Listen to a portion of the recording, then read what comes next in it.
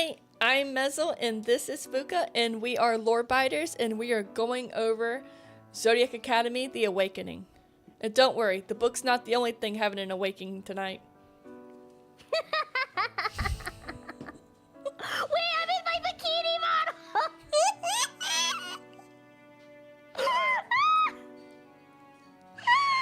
Fuka walked right into it! Y'all can blame her! Oh, I feel so embarrassed. It's okay. Well, I guess I'm gonna summarize. This book with Messi in a bikini. I'm so sorry. I am not dressed for this occasion, and I'm very embarrassed. Okay. Hi, everyone. Hello, hello. So, the story starts off with Darcy and Tori. Vega, their last name is Vega. I know, it's Vega. I would think it was a first name, but it's their last name, okay? Let's not go there. And basically, they live in Chicago, big city, two girls on their own, and they're trying to make a living. But they've had a lot of rotten luck in life, and they don't have money for their apartment, okay? It happens. Hell, people nowadays struggling for rent, so I feel you, girls, I feel you. Make that money, make that money. So they decide, hey, my former foster father, he sucks. So he's gonna pay it because, you know, they like stole money from them and they just decide to go get their money back. And, well, things happen. It doesn't go according to plan. The police step in and they get saved by a guy. At first, the guy seems like nothing, right? Luck. But it comes out later, he was looking for them and it was all planned. And he tells them that they're the lost heirs to a Solarian throne. And they're actually fairies. I know. And no, they were not having an acid trip. This actually happened. Imagine being broke-ass bitches to find out you're a fucking princess overnight. Yeah, I just want to say that, like, I had, like, you know, you think that it starts off with them being, like, badass, like, oh, yeah, they come from nothing, they're gonna take this fucking money, and then she loses the money, dude. Was it Darcy the one that stole it? So we have like, Darcy and Tori, yes. right? Those are twins. Darcy was the one who did it. Darcy, yes, correct. Darcy is the one. I thought she would be like the badass like sister, like, oh, I'm gonna take this money. She drops the money. She has like butterfingers. She gets scared. She's like, oh no. Casually loses $2,000. And her sister's like, all right, let me go fix this by stealing a bike. That's insane. Right? Okay, and to make it worse, Tori, the actual badass twin of the two, goes, well, fuck, I gotta make the money. We gotta pay rent, right? Like, rent's still due, bitch. And she goes and steals an expensive super bike and sells a reduced price to one of her contacts. Because, you know, she's like, oh my god, I work underground. I do all these sketchy shit. I'm the bad twin to get the money. And while she's on the way home to tell her twin, hey, it worked out. I got it. We good, fam. There's that guy. He's there. And he basically used a vampire skill, which later it's revealed he is a fairy vampire called coercion. So that basically makes it where he can infiltrate your mind and influence their actions to do things against their will, which in this case was going into her apartment. Girls, say no. Just say no. But they couldn't though. They literally couldn't. They're under her spell. I know, but come on. Yeah, because even, like, I thought it was weird, and, like, I don't know. When Orion asked them to do things, when you coerce someone or coerce someone, is it, like, exactly what you want them to do? Because, like, when Tori was describing it, she was being, like, very obedient. Like, very sweet and obedient. So, like, is that what Orion wanted her to do? Like, be sweet and obedient and, like, submissive? Yes. It was weird. I was like, ugh. Because if you think about... That was his first red flag. Because if you think about Tori, when has she ever been submissive? Actually, when people tell her no, she typically does it just to piss them off. Yeah. Like, that is Tori. But yeah, so then they go to Zodiac. Oh, by the way, guys, this man, He said, I'm a princess, dropped world-shattering news, but never told him about their culture. Oh yeah, that's a big thing to point out. I think you told me this when I was first reading it. Like, okay, so basically to summarize this first book, it's a bully romance. It's like very, very heavy on the bully. So if you're not into bully romances, or like you're not okay with like sexual assault or non-consensual things happening, this is not the book for you. It's very heavy, and I almost dropped the book midway because of how bad the bullying got. It's bad. Yes. And you think, like, how are they gonna redeem this? Because like Mezzi was like, oh, it gets better, Fuka. It's gonna be okay. So, Fuka, would you like to explain to the audience what happened at their first introduction to Zodiac? Because remember, at this point, they just walked to Zodiac. Well, came to Zodiac. Okay, so they get teleported. Like, he's like, Orion is like, so you're Faye, BT Dubs, and if you want the money, come with me. And they're like, ooh, money, hell yeah. Doesn't explain how to get the money, right? Because he mentions like an inheritance. And like lightly says like, oh, you guys can reclaim your throne, hee hee, right? Doesn't emphasize that, and he just like teleports them. And then there's this ceremony with like, is it like Professor Zenith? She like, or I forget who, but they like basically take them to test them on what elements they have. And it turns out they have all four together, right? Like they can control all four elements, so they are the avatar. And they're like, wow, so rare, so cool. And then, like, there's, like, 2 fan clubs, right? There's, like, is it the Almighty Sovereign Society? I think so, and the other one's the Ass Club. Yeah, the Ass Club. And then they have, like, the Celestial Air Fangirls. So there's, like, these 4 guys that, like, come in, like, oh, look who's here. The princesses are real. And they're the ones that were promised the throne as well, and then they're the bullies, right? They just absolutely hate Tori and Darcy. So basically, we find out, oh, I thought at this point, right? Okay, it's gonna be like, they're not gonna get along, and they're just going to make, like, faces at each other, right? I thought it wasn't gonna be as aggressive. No, that doesn't happen. So basically, they come in and they're like, hi, you guys are the heirs, nice to meet you. And then I think it was Caleb, right? He like, did he pounce at Darcy? I think he pounced at Darcy or no, Tori. He made a move on Tori, and he like, can you remind me what happened? Like he went up to either Tori or Darcy, and he was like, I'm going to bite. Oh, Tori gets bitten by it was Tori. Cause he's like, he uses his speed and he bites her, and she was like, what the fuck, right? And he like actually like sucks her off. He's like, yum, yum, yum. Your blood tastes delicious. And that is the entrance we get, right? So immediately as they go into the school and they're introduced to one another, they are immediately bullied. And that is when I wanted to drop this novel. I was like, what the heck is happening? It is a little too much for me. Another thing that Fuka kind of talked about a little bit is that the boys would share the throne, and not as in they would have a throne, they were part of what is called the council, and their parents are on it, so in theory they're going to inherit their parents' position, where the girls are actually children of a king. So they are actually, in theory, a higher power level even before they met them.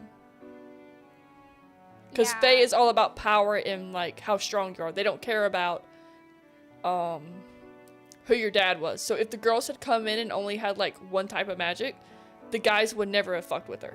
It's only because they came in so strong and they proved to have all that magic that this really like kicked off the whole circular event we had. Yeah, but you don't end up finding that out until later. So a lot of this, like, I think it's written from obviously the perspective of Tori and Darcy. So you're going in blind and you're like seeing it from their perspective. So you're just like, what the heck is happening? All they want is their money. I was literally on their side. I was like, all they want is their coin. Why are people being so mean to them, right? Like they literally don't deserve this. They don't even have parents. They don't have anyone that loves them, and immediately get tormented. So this goes out, like this torment goes throughout the novels, and I was so sick of it by, I think by book 5, I was like, why are they still mean to each other? It doesn't get better. No, it sure doesn't.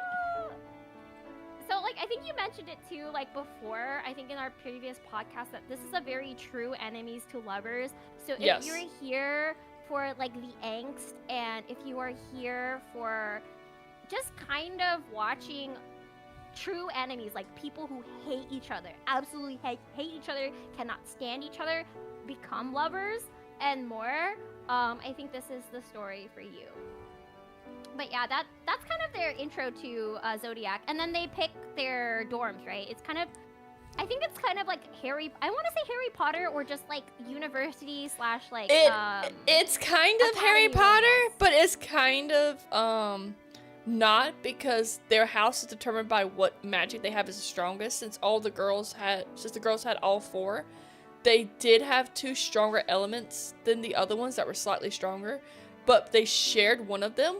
So they got put in their other strongest because the principal decided it'd be unfair for one house to have both of the strongest, basically, Fae around. So they split them. So Darcy goes to House Air, which is under Seth, by the way, because for some reason, fuck the council, their kids control each of the houses. So Seth is Air, and he's the werewolf. Yay her. And Tori goes to Darius, and Darius is the dragon, and not arguably, he is the leader of the boneheaded council boys.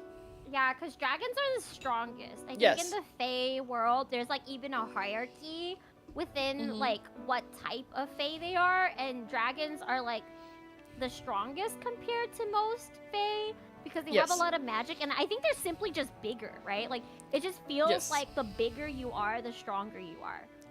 Yes, and so to explain a little bit about the Fae, there are 3 orders. There's the Tania order, which includes vampires and sirens, which, by the way, Maxi Boy is a siren. That's gonna come up later. Mutino order is shapeshifters such as werewolves, dragons, and Pegasus, and that's what Darius is. And I'm saying these are wrong, I'm so sorry. Devious order is hybrids. Those are like Minotaurs, Medusas, and Chimras. So basically anything that's half of one and half another, that's in that group. And that's important because that determines how the orders recharge their magic. And since Darcy and Tori don't even know, one, at the moment, who their parents are, like actually who they are. Everyone else knows, but they don't. And they don't know what their order form is because most kids by now know it. They don't know how to get their magic actually to come out because they don't know how to replenish it, which is a problem. So all this potential they have is just idle at this point in the story. Yeah, because they're considered changelings, right? Like, at this point in time, there's a lot of people that don't know their order. Yeah, actually, like, you can, I think they get into the genetics of it, which was kind of interesting. Like, if you have, like, mixed blood, there's a chance of you not becoming like your family and to inherit, like, the recessive traits.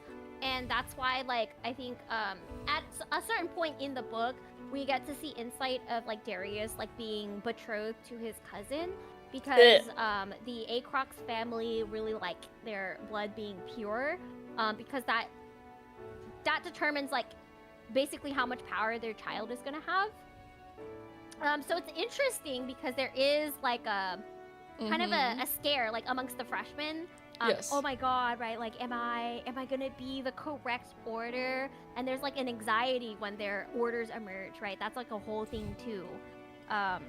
Which I thought was interesting, but you don't get to that. You literally don't get to that until like maybe like the second book, right? Like they like talk about it a little bit at the first book, but they dive more into it with the second book. And I mean, Fuka is correct. I mean, some of the people do not get their orders right away. That is absolutely correct. A lot of the characters didn't, but I will say there are certain orders like Werewolf, which you will find out. And I think 3 books in about the tragic story about specifically Seth's family and how they treat werewolf puppies and vampires. Theirs come on really early, so there are some orders that naturally manifest when they're still very young children.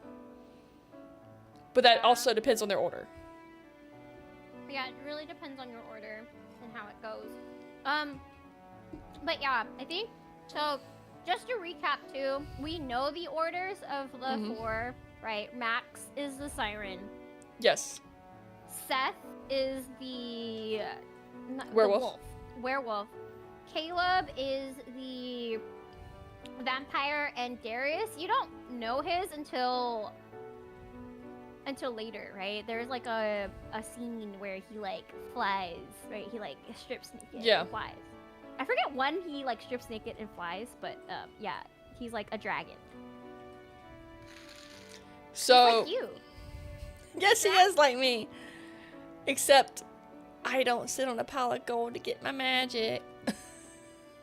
We sit on something else. Oh my god, shut up!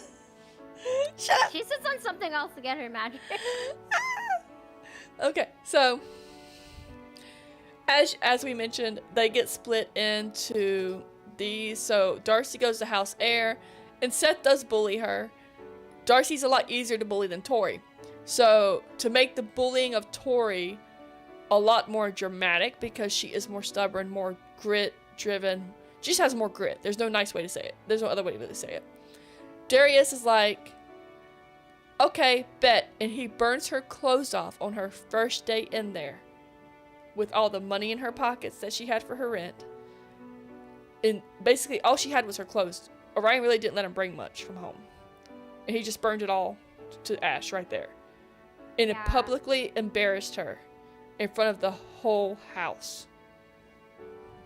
Yeah, it exposed her to, like, basically people have nudes of her now, because like her whole house is like taking photos of her. Yep. And I think if you have the mentality of like reading it from a human's perspective, you're like, oh my god, who would do this? Why would they do this? But then you realize how like kind of loosey-goosey a lot of the orders are, and a lot of the fays are, about their physical appearance, because like they're quick to change, and like their human appearance really doesn't matter at the end of the day, because some of them just end up like, you know, changing into their creature form or their fae form.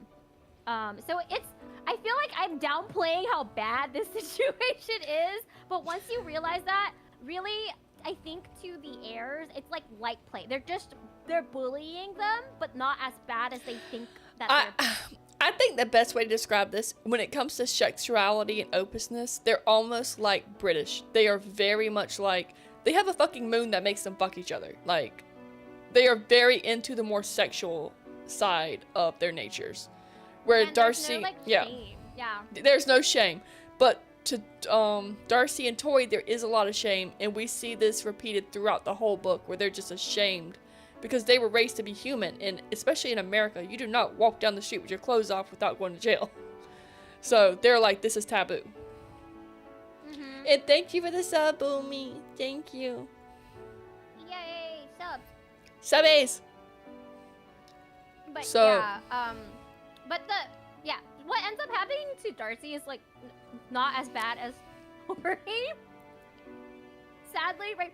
And yeah, it was a really hard mental shift to like read it from that perspective, because I was about to drop it when, you know, they're like, he burned her clothes off and laughed at her, and the rest of the house also laughed, hee hee ha ha, and I'm like mortified, like, oh my god, why would anyone write this? But I think the authors had a really good understanding of what kind of what kind of culture they wanted to set up for the Fae. And like Mezzy said, they have a very open relationship with their like sexuality and stuff. So this is actually like kind of, I don't want to compare it to anything, because it is bad, but I think to them it's just like them, like, you know, making fart sounds, or hoo hee ha ha. Yep. You're like, you're a booger or something.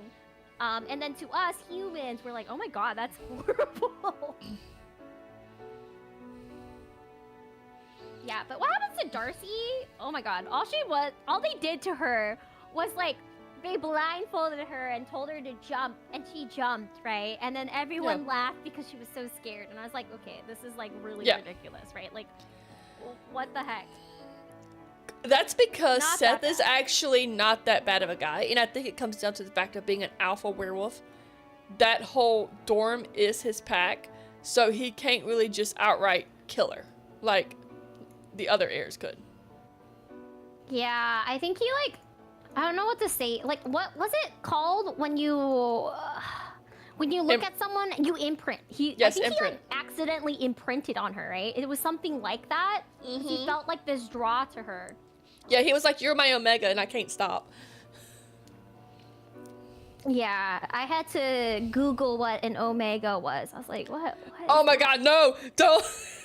I haven't read a lot of like werewolf porn and stories. The only werewolf story I read was Mate, and that is about like a vampire and a wolf, and I found out a lot of things. So it goes alpha, beta, delta. If you go to delta, most don't. Normally that's just your normal pack members, and then it goes to omega and rogue or loner. The Omega is like they match with the Alpha, right? Like no, they're like a match made, or they're not matched. No, Omega's basically like your bitch boy you tell to go clean your dishes because they have no power and you just bully them, and they're lucky the pack considers them part of the pack. That's so sad. Oh yeah, I hate to say it, God. but the Omega's basically typically treated like dirt, and because they have no benefit to the pack, and the pack is typically just taking care of them. Most stories write them off as like the weakest link. Oh my God. Yeah, they're like, if you were to read like an actual werewolf story, if they were wolves, they would eat last. Oh, that's so sad. Yes. I don't like that. I'm sorry, you asked. I thought it was like the person's like the alpha's like mate, you know? And No. That's what I thought it was. No, you're thinking of like a love story. In terms of ranking, Omega means you're the bottom of the pack. Yeah, I guess they were calling Darcy a bottom bitch. But I guess, yeah, she is. She really is. It's okay. I got you, Fuka. I got you. Yes, I don't know the terminology. I don't read enough stories for this, but yeah. I learned this from role-playing. This is a role-playing thing. I definitely know how the terms are supposed to be used. Alpha or Omega in your roleplay? It didn't work that way because we used characters and we were also like young children, so we didn't think of it like past. Oh, okay. This is when you're young. Okay, we can't Yeah, sexualize yeah. That's not okay. This is why I'm telling you, like, without the sexualized stuff, these are what the terms are supposed to mean. Now, in actual sexualized or erotica genre, they are not used that way, or they're not used that way for long, and it quickly becomes a love story. But in reality, that's how the terms are supposed to be used.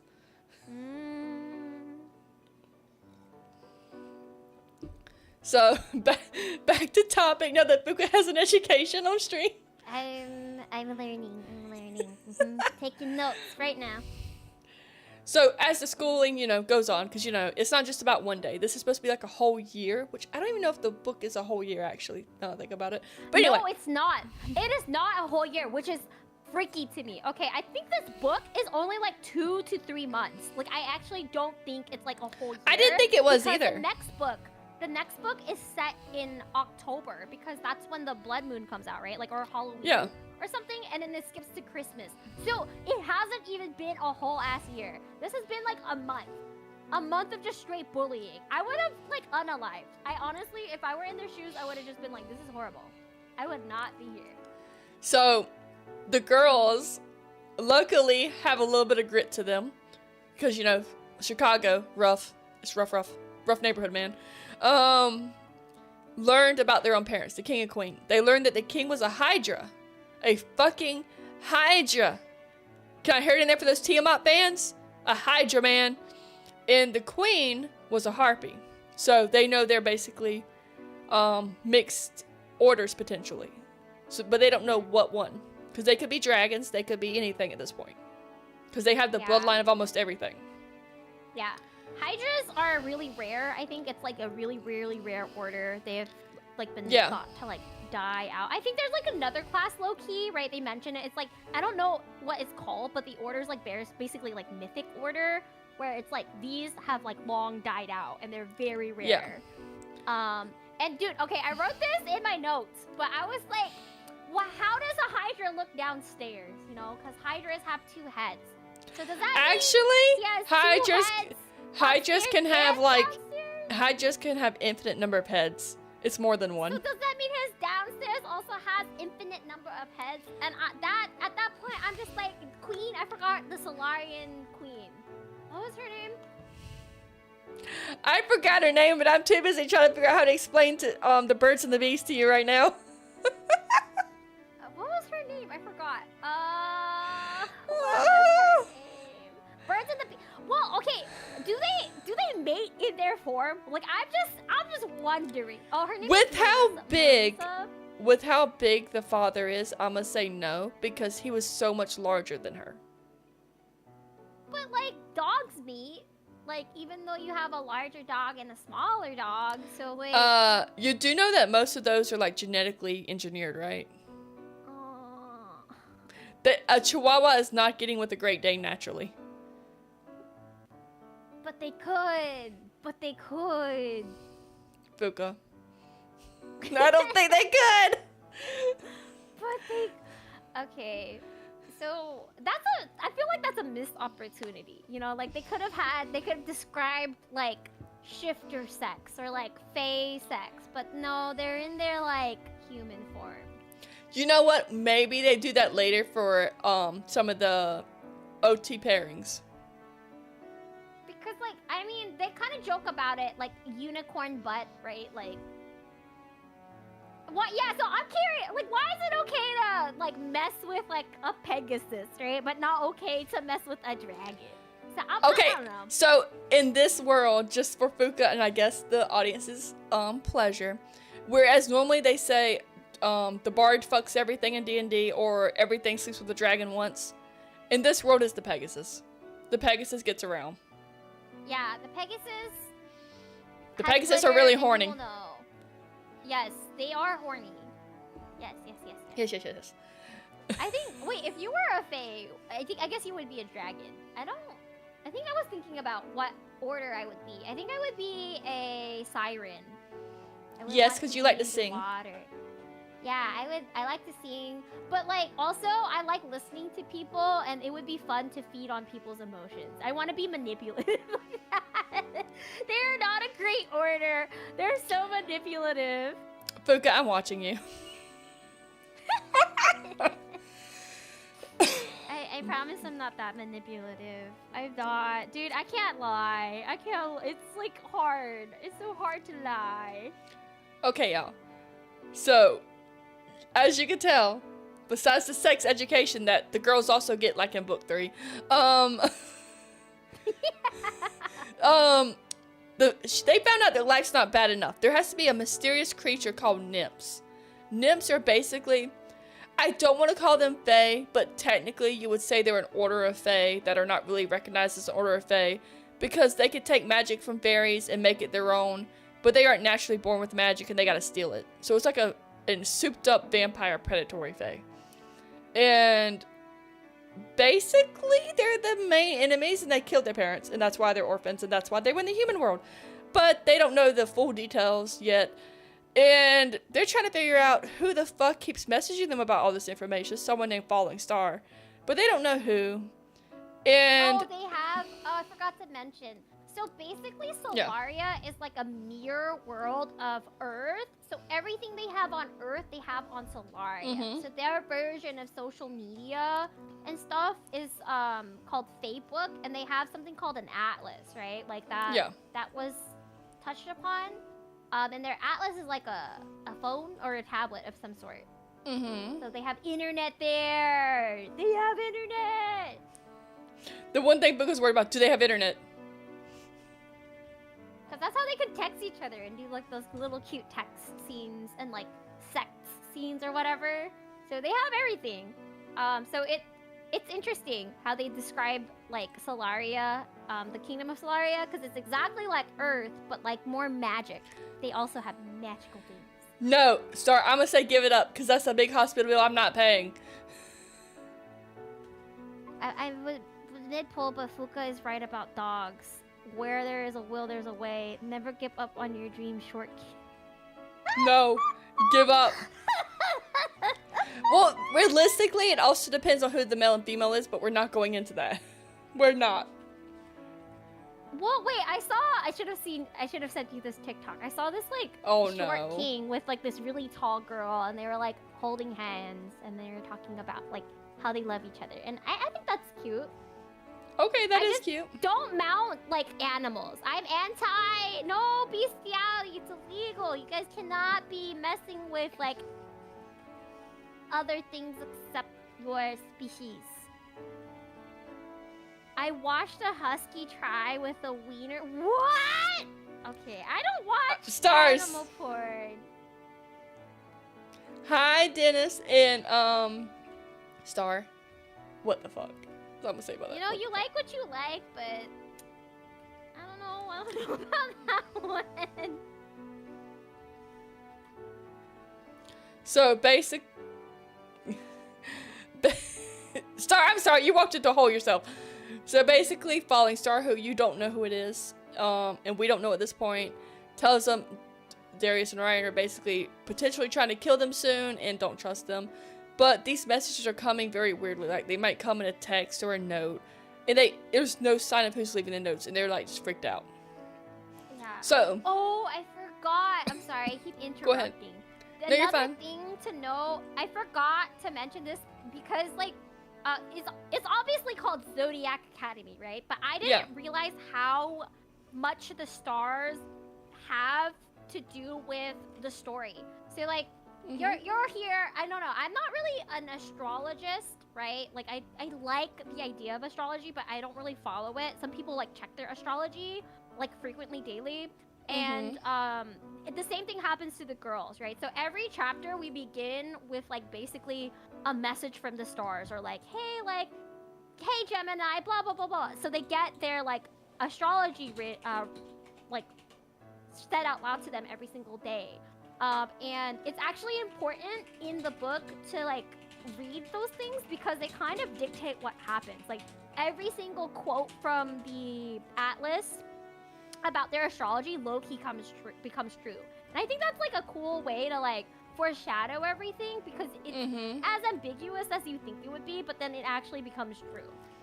So on top of getting, like, mysterious messages from Fallen Star, they're also, like, kind of taking in their astrology and not taking it too seriously at first. Have you ever heard the story of have you ever read the story of Macbeth? Like, actually read it? No, I read parts of it in high school. Okay, so Macbeth's whole premise is the age-old question of by trying to avoid his fate, did he make his fate, or was his fate so set in stone he couldn't change it? And that's kind of the feeling the Zodiac prophecies every morning give. Oh, like, you can change it if you want, but can you really, or was it already, like, set in stone, you know? Yeah. Because, like, you're like, well, if she made this one choice, it'd be different, but, like, did the stars set her up to fail? Was that a choice that she would even have made viably? Yeah, you are completely right about that. And we find more about that in the later novels, about, like, if their decisions were actually in their hands, or were they set up to make this big decision. Because they could have said no. At any point, like, the girls could have left the academy. Not right now, but they could have left the academy. They could have not went with Orion, right? You think that, but low-key, he could have just coerced them to, like, come with him anyway. So, like, they really... You feel bad for these girls because they really have no choice.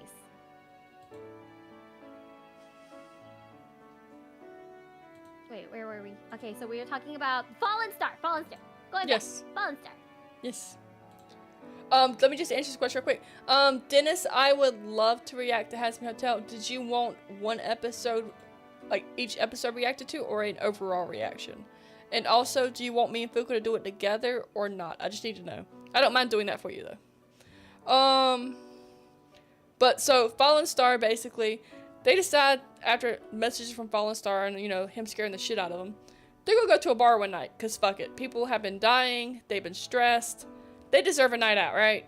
Like, you had a bad day, you go get a drink. Who wouldn't? Come on, that's not fair. So they go, and it's a nearby town called Technia.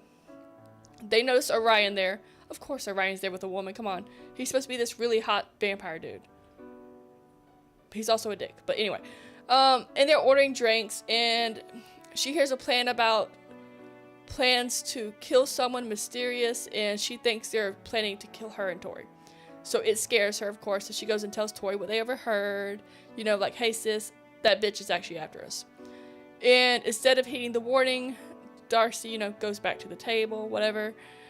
And she's like, we're with friends, he can't do nothing. Sophia becomes extremely drunk, and I mean like blackout drunk, y'all. I don't mean like, hey y'all, let's have fun. It's, y'all, I'm sloshed. Diego takes her home. Tori's mentioned by falling store, asking the twins to meet behind the bar. Okay, sketchy. If I thought somebody was going to kill me, they got a text from somebody, I don't know who they are, I would not go behind the bar, just so you know. That's asking to die. That's asking to die. They don't make bread. They're not smart people, okay? I'm going to say that right now. These girls are 18 and it shows. Yeah, you have to also remind yourself of that. Like, oh my god, they're little children. And I'm like, oh, why are they like this? Why are you making this decision? Your brain needs to be developed more. So, they, you know, they receive another message claiming it's unsafe whenever they go into the alley and it's empty. But then they hear a rattle. And they can't suddenly use their magic, which they've been learning how to use. And they're like, okay, this ain't normal. The rattle is something they've never heard before. And that's when we learn that rattle is the sound the nymphs make. And that cold, chilling fear, kind of like a Dementor from Harry Potter. That's the nymphs. They don't, I won't say they suck the happiness, but they suck the essence of magic from them, from the air itself. So they are very, very dangerous. And their fingers are basically big suction things, by the way. They'll pierce your heart with it. Yeah, they're kind of bad. And then they take your powers. Like, yes. If you get sucked off by nymph, you give them their powers, which is why nymphs are so deadly, because I think fae are very weak towards them. And it's scary for the fae, because once the nymphs get the powers of, like, the most powerful fae, they can rule all of Solaria. Right? Like, that was, like, the main, like, scare. Like, oh, they can do the thing. So, the girls, you know, I'm out, bitches. They gone. The celestial heirs find out what happened. They decide, we're gonna make a truce. They go dance, and, you know, hey, you're safe now. We're here. We'll protect you. And they become intimate with each other. And by that, I mean they became friendly. They actually seem like they're friends for once, which these girls, they don't really trust them. But they're like, maybe they're not so bad. Maybe we've just been, you know, not getting along well, and it's about to be okay. But then a student is attacked by a nymph, and they're saved by Professor Ryan. All the students get kicked back on the bus, and the girls notice that all the heirs are there except for Darius. But Darius, I'm pretty sure, was there earlier, and now he's not. And a student was attacked, and they don't know what's going on. Like, you gotta remember, just like in a real school, the information is limited. They're not being told everything. They don't need to know everything. They're still children. They're babies. That's what the professors are for. So don't take it too bad. But this is where a lot of the trouble for the girls actually starts. Because like I said, they were becoming intimate with the boys. And I don't mean they were like, oh my god, let's go have sex in the closet.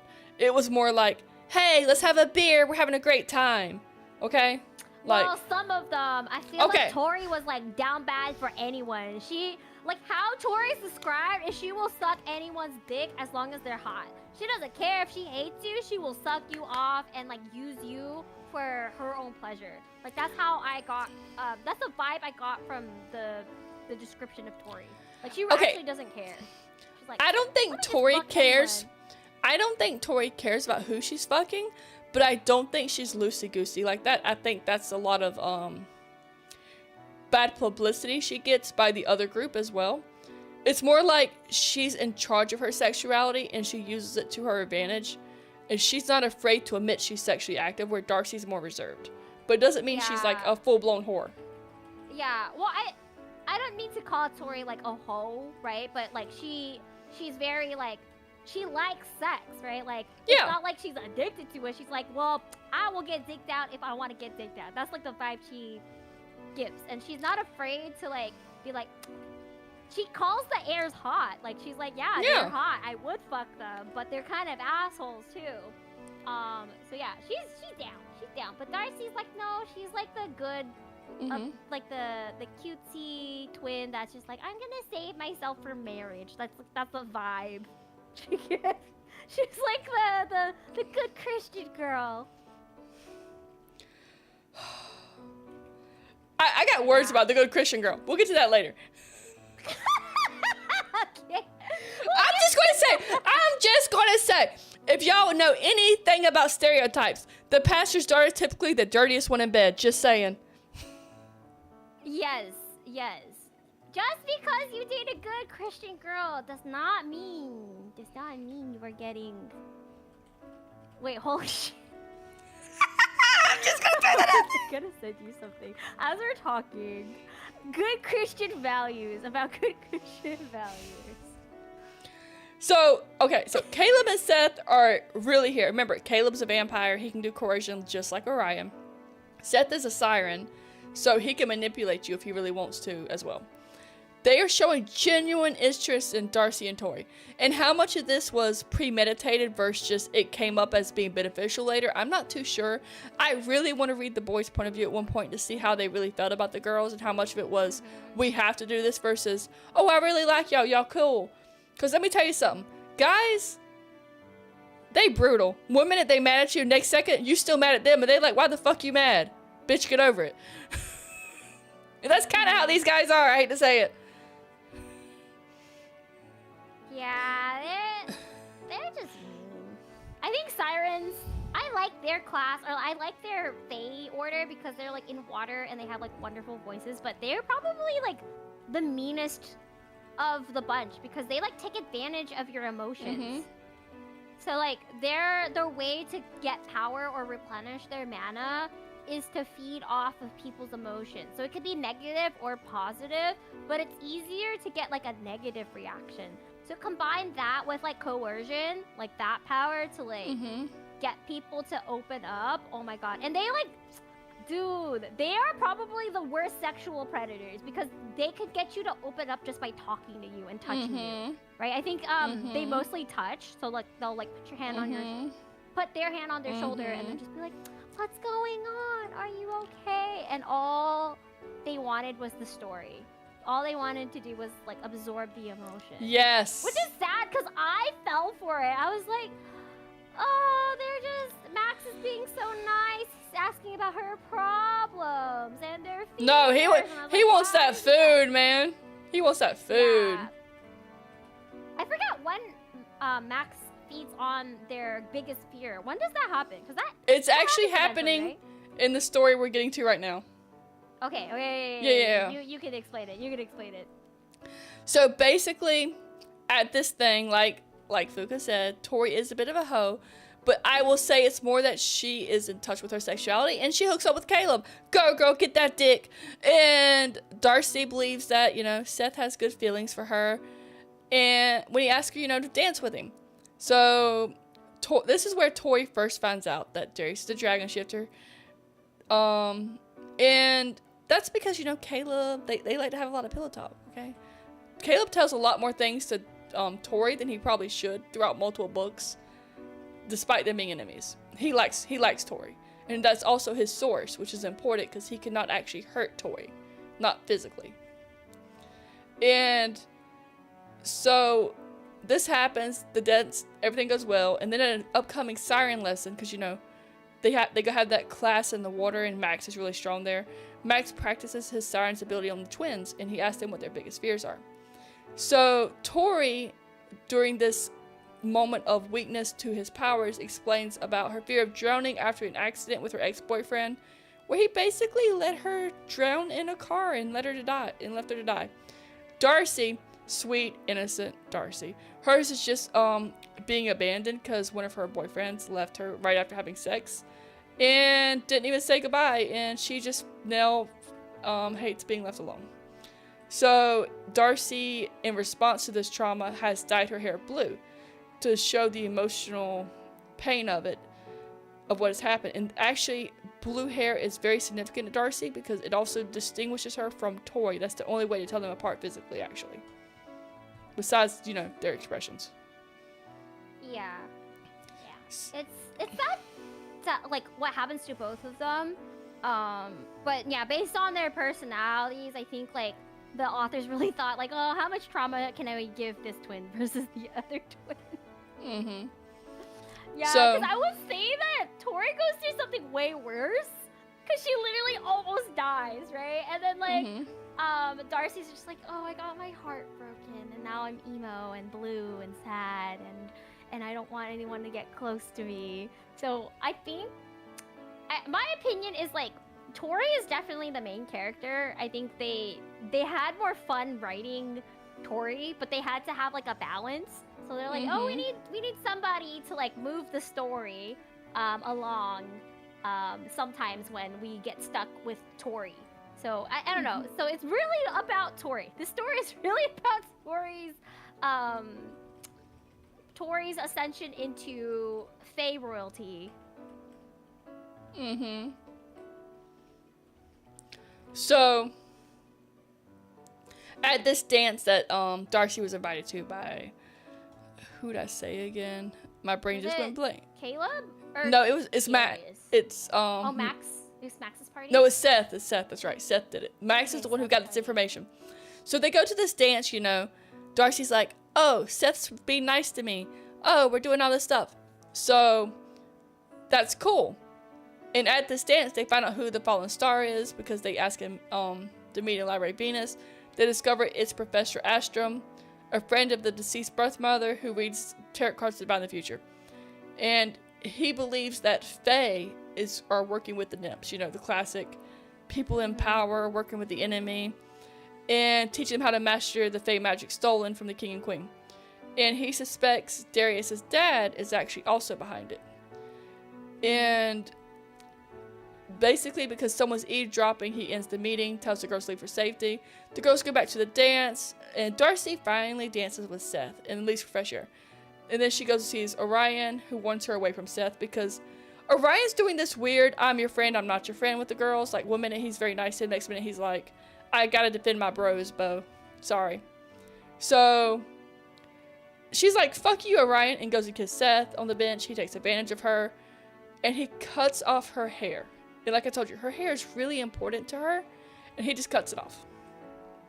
So that's how Seth and them attack Darcy. They take away her hair. And Orion did try to warn her to stay away, but she didn't listen, so her hair is now basically chopped off. And he does it just for fun. There's no reason for that. He just wanted to hurt her, okay? Like, it wasn't like, oh, she kicked me earlier. It was just, hey, this will hurt her the most, and that's what they did. As sad as that is to hear. And Seth leaves, and Orion returns to comfort Darcy, but Tori is looking for Darcy, and she has not found her sister, and she's like, where is she at? I don't know where she's at. I don't like this. I don't know these people like that. I don't trust them. Darcy's naive. You know, Tori knows her sister's naive. Come on. They've been together their whole lives. And so she's looking for her. And she finds Darius, who gives her one last chance to leave the academy, because he's been telling him, like, hey, leave and we won't hurt you. We'll let you leave in peace. And secretly, they've been wanting to leave, but she will never admit that to Darius. She is not prideful enough. She's too prideful. She won't tell him that.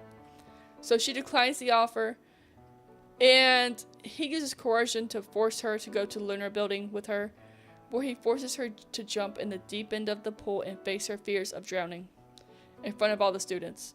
And basically, she panics. She can't swim because she's still afraid of water. So she just goes under. And they use their magic to hold her under even more.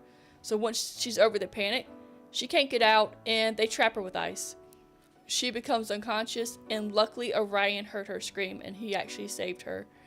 And he actually does give everyone detention for it, because like he told the boys, I expected y'all to scare them, not try to kill them. And unfortunately, while all this happened, Falling Star does die, aka Professor Astrom, so their only ally has died. And they find a magic card, a death card of his, and it warns that the shadows have discovered him, and the answers she seeks are hidden between Leo, Darius, and Libra, Orion, and they must not trust the flames. And that's the last thing we hear of Falling Star before the girls are basically just left on their own in a school full of boys who want to keep them down and make them leave. And Nell have just attempted murder on one of the girls, and the other girl is currently just hairless. I hate to say it that way, but I feel like Darcy's always had like the better luck with the boys. Yeah, I agree. Well, they wrote her to be a sweetie pie. I feel like if you're a sweetie pie, you're gonna be like nicer and all of that stuff. And I feel so bad for Tori because she was always the twin that wasn't good. And you find that out later, actually. You don't find that out like at this first book, but it goes into their family history how Tori sees Darcy as like the lucky one or the good twin, and she was always like different. But then we find out it's because they've been asked to like basically deny their true nature as Fae because they were forced into the human world to live as humans.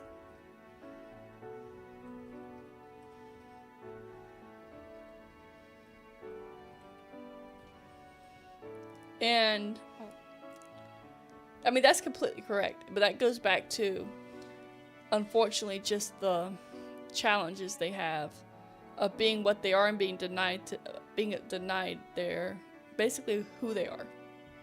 Yeah. Agreed. Okay, I think I wrote this my first time reading it. This was like a long time ago. It was like a couple of months ago, actually, like when I first finished. I think it's like towards late December, early January. I was like, I definitely do not recommend this book for people who are not okay with bullying. You just have to pray that the characters get their revenge. So I literally thought this was going to be a revenge story at the beginning. I was like, oh, heck yeah, I want them to get revenge. I wanted them to kill each of the heirs, actually. I wanted them to give them like a gruesome death, but no, it's actually like a love story. Or be the better person and change those bullies for the better. Oh my god, this was bad. As in, did this have to happen? But this would be good TV. I personally do not think it is the most amazing story or book, but I think it's easy to follow and would make really great raunchy type of CW TV drama. Yes. My current favorite character, at that point in time, my favorite character was Orion because he like keeps his distance but actually wants to help. I like how they wrote him about being someone who is kind of from far away, but is not a complete dick to the girls. So I enjoyed his character in the first maybe 2 novels, and then he got annoying. I did not like his character after. Ugh, he was just so annoying. I don't like romance, the age gap romances too much. So if you're not into the age gap romances, also like you can ignore the couple that blossoms. But there is a romance for everyone. They wrote a variety of couples, which was nice. I mean, they did. Every trope. Yeah, they have almost every trope you can think of. Enemies to lovers, childhood friends. I don't know what other tropes they have. Let me see. Cute tropes. Romance trope. Teacher student. Love triangle. Rivals? I guess, yeah, rivals, childhood friends. Redemption. Nerd and jock, yeah. I guess nerd and jock work. Opposite. Yeah, they have basically everything. I don't think they have the bad boy, good girl, though. They don't have that. Right? I don't think they wrote any of the bad boy, good girl thing. I don't think they do either, actually, now that you mention it. I don't remember seeing any of that. At least not yet. Because both Tori and Darius consider bad. Yeah. I guess you could say Orion and Darcy? Orion's not a bad boy though. He doesn't come off. He's like proper, but it's because he like has to be proper. Because of what But happens he's to him. also broken a lot of laws. That's what I mean. And he's not afraid to break more laws to get what he wants. Yeah, bro. He broke the law to be with her. Well, I also mean like the whole raiding bodies and stuff. Yeah, I didn't think that was like that bad, but how I like read that part was like it's just wholesome. Oh my god. When he's raiding the tombs and stuff, I was like, oh, that's so wholesome of him to spend time with this Jack. Oh my god. So I had like no problem with him doing that. But yeah, I did not like any of these characters. I didn't think that any of these characters could be redeemed, but they do get redeemed by the end of the story. Mm-hmm. So who is your favorite character so far in this book? Tori. Tori? I think she's everyone's favorite character because she's definitely the main character. I think I ended up liking Geraldine a lot. At the first book, Orion was my favorite character, but he becomes less of my favorite character throughout the novel series. Also, if you really want to sum up Zodiac, I think Orion does it the best when he says to Darcy, everything in Solaria is about power, Miss Vega. Everyone takes what they want, it is our way, and if you don't start taking it for yourself, you're going to fail at this academy before you've even attempted to pass the reckoning. Yeah, I also think he also mentions, like, if you don't take it for yourself, someone else is going to take it from you. Mm-hmm. And I was like, oh, that's what it's about. Yeah. Ooh. Okay, wait. So, I wanted to mention this. So their real names is Roxania Vega Yes. and then Gwendolina Vega. And I thought it was a really cute thing to name her Gwendolina and then name Orion Lance, as in Lancelot. So I was like, oh, they were already destined to be with one another because, like, Gwendolina is Lancelot. I think it's not Gwendolina, but it's Gwen. It's like Gwen something. Guinevere? She is the Guinevere, yeah. I think that was the connection between them two, like Lancelot and Guinevere. So Lance is kind of like her knight in shining armor, and Guinevere is the princess. So I was like, oh, that's their connection. So I think they like had, when they created this couple, they had that story in mind. So I'm wondering if they have any other like connections or like references that I missed. But that was the first thing I thought of when I heard them call him Lance for the first time. I'm like Gwen and Lance, as in like the knight that serves Guinevere. So cute, so cute. Well, to make it better for you, yes. Do you know? Yes? Isn't Orion the name of the fairy king? Fairy king and A Midsummer's Night Dream. I did not read that. I did not read Midsummer Night's Dream. Oh god. Did you read it as a kid? I think I fake read it. I just remember a lot of weird stuff. Let's see. I don't know. No, it's I don't see Oberion. Orion at all. But that's what it is. It's Oberion, but it keeps making me think it's Orion for some reason. I remember Titania just because Titania is actually also in Fairy Tail, and I love Fairy Tail. Fairy Tail? Is that like a... It's an anime. Just an anime? Oh, Fairy Tail! Like, I was just like, is that a book? Like, the one with the guild, right? Yeah. Okay, I like the novel, the manga that person wrote, the author of Fairy Tail. It was called Rave Master. And like, Fairy Tail's great, but I was just like, I kept thinking of Rave Master every time I looked at Fairy Tail, because like the art is very similar. Like the designs too is like very similar. But yeah, she's the one with the swords, right? The sword lady. Yes. She's so hot. Now I'm curious about Rux. I feel like they just wanted to like give her like a badass name. And then Vega is part of the Summer Triangle, right? So like they're known as the Vega twins. So like I knew that they were like tied to Altair because Caleb Altair. That's part of the Summer Triangle, but I don't know if they thought too hard about the constellations like that. Because there's Vega, Altair, and then there's another let's see, Danebu. Daneb? Yeah, I don't it's know if there's also a Daneb. it also is part of Lyra, which is a constellation representing the harp of the Greek musician Orpheus.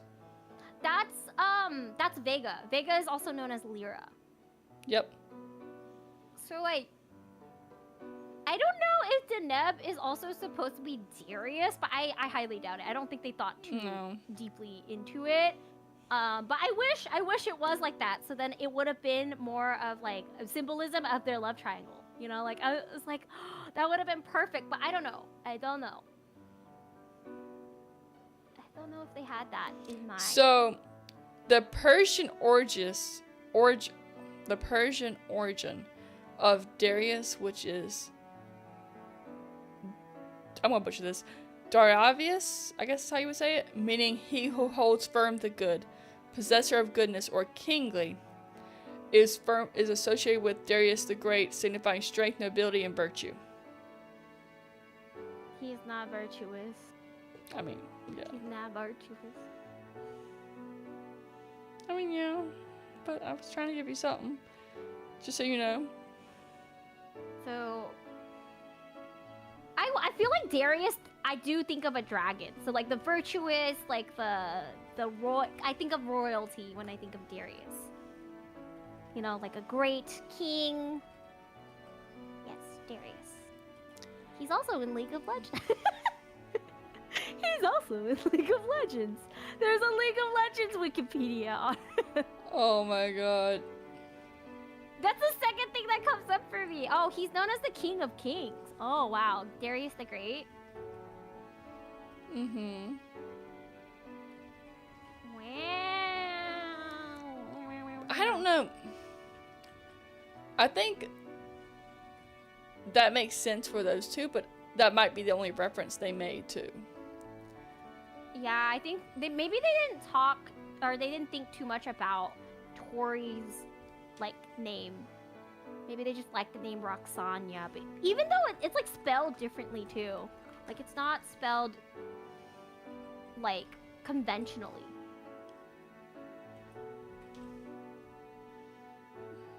Oh my god. The most annoying thing about Darius is when he calls her Roxy just to piss her off. It pissed me off too. I'm like, why don't you just like call her by her given name? God. He does explain it later. Have you heard why? I don't remember. I think he says something about like he respects her and he like wants her to take the identity of her like of the queen or like princess, right? Because like that's her identity. Does he talk about that or am I remembering it wrong? You're correct. He does it because he does not want to diminish who she is. By calling her by her birth name, he's acknowledging her power. Mm-hmm. It's all about respect. Unfortunately, Tori does not see it that way. But he does explain it to her. She doesn't understand.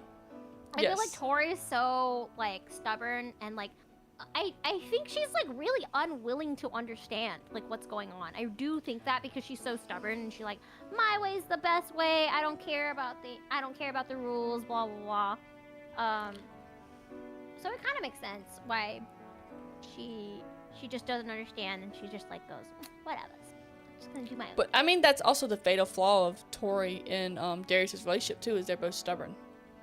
Mm-hmm. Oh, I wanted to talk about it when we were talking about, was it Shadow Princess or was it the other Cursed Fates?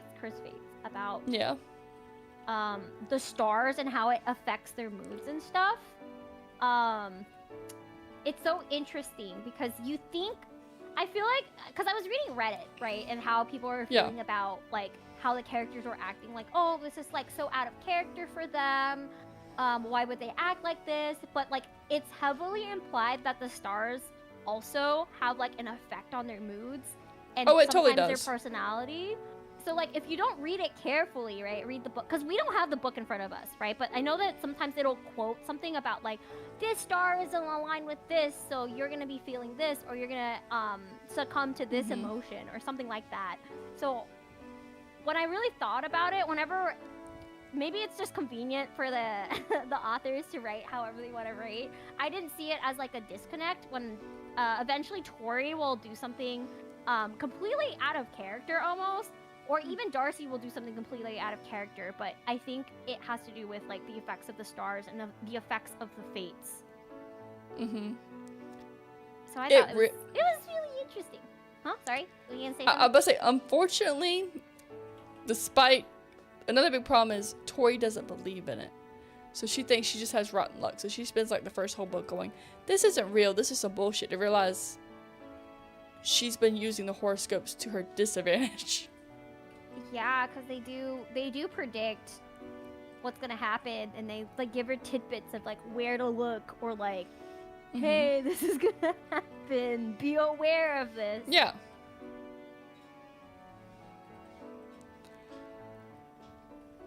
Poor Tori. Yeah, poor Tori. I actually thought she would end up with Caleb. Oh, this is a spoiler. She doesn't end up with Caleb. It's like a love triangle between Caleb and Darius, and then like obviously when you pick the first guy, it's never the guy they end up with, right? It's always like the second guy. The first guy they see they're gonna end up with, but then the second guy that they like actually date, they never end up with them. Because like wasn't this book where like Darius starts to train Tori? Yes. But he really enjoyed that scene. He did it against his will, if you know what I mean. He was trying to avoid it. That scene so much, because like they were basically holding hands, and they were basically like power fucking each other. He was like, I gotta hold her hand, and then her magic flowed inside me, and I'm like, his magic flowed inside me. Oh my god. And it's funny because oh, sorry? Because she's actually stronger than him, and he was like, kind of like, oh shit, is how he was going. He's like, when she learns to control this shit, I'm fucked. Yeah, I think that was his emotion. But then also he like liked it. He liked the feeling of her power, which was interesting. So like they're like fighting for dominance, but also they like the rush of like power in their veins. They're like, yes, I gotta get another hit. Can you blame them though? Well, I don't know how it feels, so I don't know. I don't know. Okay. I don't know if they have. Maybe they have someone named Cygnus. Cygnus Zodiac Academy. Cygnus? They do have Zodiac. Okay, Cygnus. Sophia Cygnus. She's a Pegasus. Oh right, her. Yeah. What about her? Cause then another name for Deneb is Cygnus. So she's part of the Summer Triangle. So it's Sophia, the Vega twins, and what's his face? Caleb. 4 of them, or 3 of them. I guess the 3/4 of them never crossed paths. So maybe that's why they made him the triangle. I don't know. I'm thinking too hard about this. I'm thinking way too hard. Well, Sophia becomes their friend. It's like when they're main friends. Oh, maybe it's just implying like if they're part of the Summer Triangle, they're friends. But in the story of the the reason why I'm obsessed with the Summer Triangle is I love the lore behind it. It's like it was my favorite fairy tale growing up, or one of my favorite fairy tales. Do you know the story of like the sheep herder or the cow herder and the spinner? I think this is like the weaver. No, I do not. Nothing's familiar. Okay, so the Summer Triangle, right, is a constellation in the sky, and I'm sorry if I'm remembering it wrong, but it's a constellation in the sky that only like appears in the summer.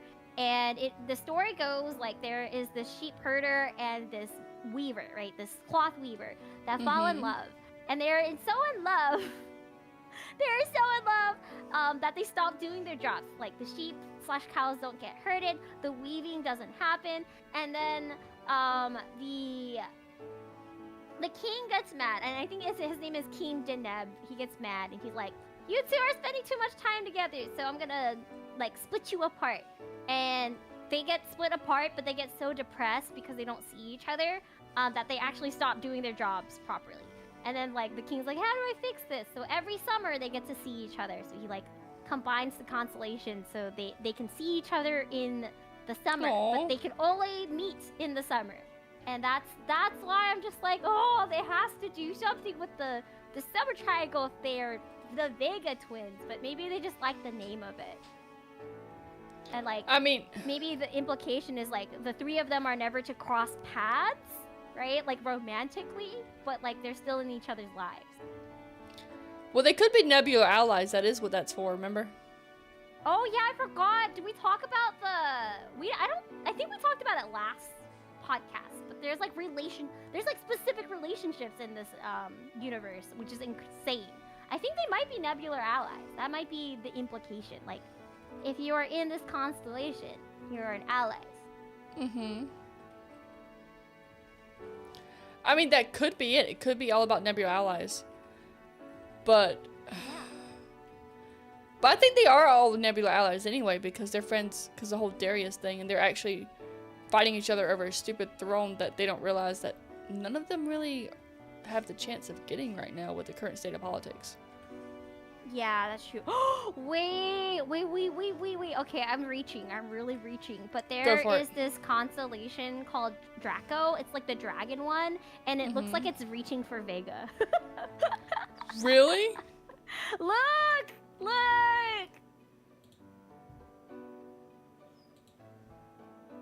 I'm looking. Look! It's just like you see the little dragon, right? And it's like reaching for Vega. I think that's cute.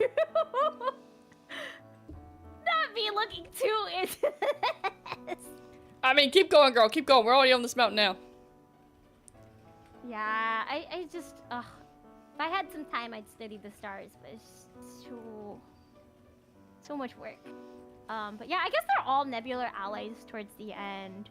Is there a thing for like mortal enemies? I forget if they have mortal enemies in the Fae world. I think they do, but I don't remember the term. Shit, now I'm gonna have to look it up.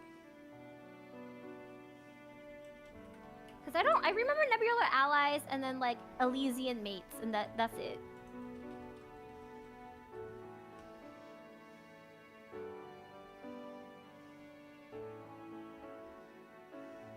Okay, and then I did not like how they named they gave Diego the last name of Polaris, because Polaris is the upmost star, right? It's like the star of Ursa Minor. I use Polaris a lot to navigate the stars. It's like, yeah, it says the position of the star of Polaris is less than 1 degree away from the North Celestial Pole, so it's the most northern star. So a lot of people use Polaris to like navigate themselves. But I don't know if they were into astrology like this, you know, or astronomy. I will say I did Google it. It's astro adversaries.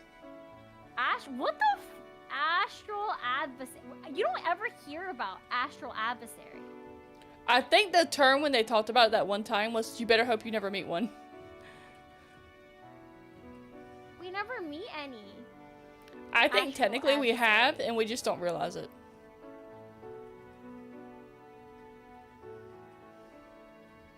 Like, we don't realize that's the term.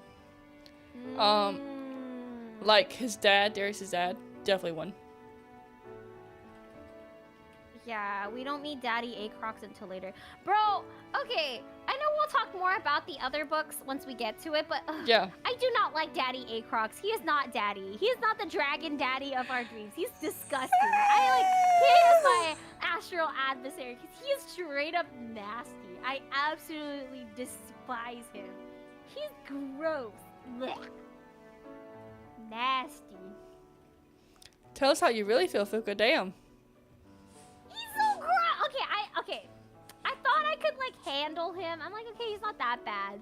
But when he like starts like being messy and like sleeping around, I can't. I'm like, you're so nasty. You're so nasty. Go away. Put that away. To be fair, I think he's been sleeping around the whole time. By the way the marriage thing acts.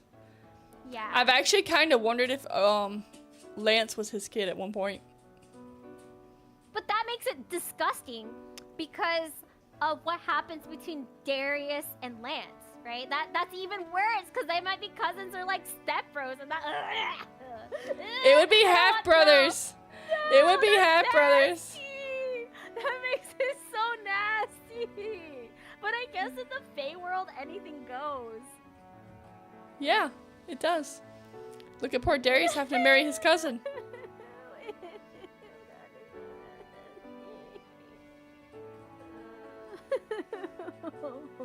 Are you okay?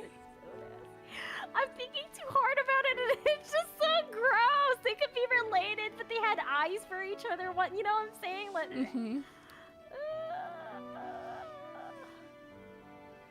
It's okay. It's really okay. But it's interesting how, like, in Zodiac Academy and, like, how the Fae take romance and love. They just act upon it. They're like, yeah, whatever. They sleep around and that's okay, right? Like, everyone's just, like, in everyone's business and that's, like, A-okay. I mean, yeah. My heart can't handle it. But I'm so addicted to, like, what happens next. I think what the authors do, Peckham and Valenti, do really well is they leave cliffhangers. And I'm obsessed. Like, I don't care what happens overall, right? Like, it's just a story. But they're so good on leaving it on a cliffhanger and making you want to know what happens next. So I mean, think that's every good young author, though. Like, young adult author. Oh, so good. I haven't felt this way about a novel since, like, Fourth Wing. You know, like, I'm just like... Aww. Oh. I'm so glad you ended up liking it, because I did have a friend, Nami, I love you, do not finish it, because I'm assuming they didn't get past the whole bullying arc. I told you just have to grit your teeth and bear it. Because it sucks, Did you but... read the second season, Nimi? I don't know. Or second book? I think it gets better in the second book.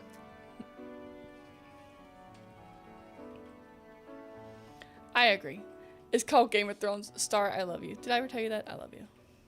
Aww. Also, for people who did buy the baby a gift, if y'all let me know, if y'all want me to put like a fake IRL name on the gift for you, I will. So, Oh, you're opening on stream? Not for the baby, because, well, I don't want her on camera with all the AI shit going on and a list going around. But I was going to let her open it at her birthday party. Aw, cute! Yeah. But obviously with a certain list floating around and people not understanding that children should be protected, I will not be posting any IRL photos of my baby online for the mass consumption. I'm sorry. Yeah. Safety first. Wait. Yeah, no. Okay, do you watch Stephanie Sue by any chance? No. Who is that? Okay, she's like a murder mystery podcaster. And she actually did this piece on what was happening in Korea about deepfakes. Do you know what a deepfake is? Yes, I do. Okay, so she was saying that in Korea right now, there's something called the Nth Room. It's not now. I think it was like way long ago, like a couple of years ago almost. And they have, you know what Telegram is? Do you know what Telegram? Like you use like a message. It's like a messenger app, basically, that has no trace of what you did. Like all messages sent in and out have no trace. And their bylaws are like contracts are really, really strong to the point where sometimes the FBI will like go and try to intimidate Telegram into giving up the chat logs and stuff, and Telegram will be like, no, sorry. Even if they're involved in like crime rings and stuff, like they will not give up the chat logs because either one, simply they don't exist, or two, it's because they want to protect everyone that they use, right? Which is understandable. So a lot of like crime rings and stuff will use Telegram. So in Korea, there's something called an nth room, right? Because they just keep on making new rooms every time one gets shut down. Do you know the factor of n, right? It's just a number, so you can change the variable n into like any number. So that's why they call it the nth room. So in these rooms they have like CP, like just straight up like porn, right? And to get into these rooms, you have to get porn of a loved one, right? Your mom, your sister, etc. And what people were finding out, and this is why in Asia people don't use like actual photos of themselves, is because on Instagram, for example, you only need like 5 to 4 of those small pixelated images to make a deep fake of that person. That's how good the technology is. So you are completely right not to post your baby on social media, because it only takes a couple of screenshots, like very, very pixelated small screenshots to deepfake your baby and make like who God knows what, right? Deepfakes of your baby. And I think that is so dystopian and so disturbing, incredibly disturbing. So you are being a wonderful mom by not posting your daughter on social media or anywhere, because you don't know what people do with these photos. No, you don't. It's so disgusting. And I will say, I know some of you do get photos of my baby, but I know that the ones who get them will never share those photos. I trust you guys to know not to share them. Yeah, but there's also like a layer, right? Like, it's almost the equivalent of like having a locked Instagram or like a very privated like Twitter, right, on lockdown, and no one's like retweeting any of these photos because they're not allowed to, right? They're locked in your system or your circle. So yeah, not to get like super like sad and stuff, but yeah, like it's just insane to me how people will post their babies without their baby's consent. I cannot imagine if I had baby photos like floating around right now that I'm like in my 30s, like without my consent and people looking at those photos. Like that's so weird to me. Hi, Sarah Oatsy. Yeah, I don't know, man. I just, with the way technology is nowadays, I'm gonna keep it all like.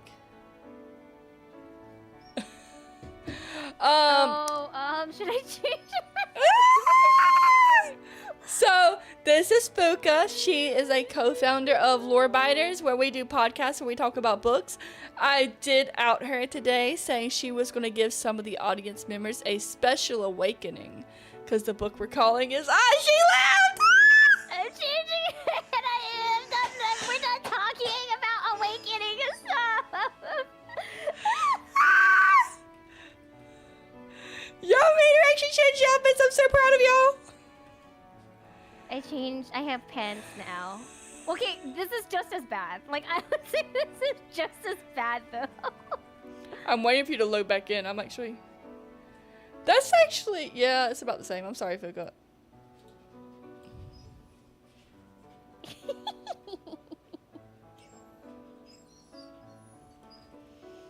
You're in PJs. It's cute. Thank you. Thank you. I like OT. OT's funny.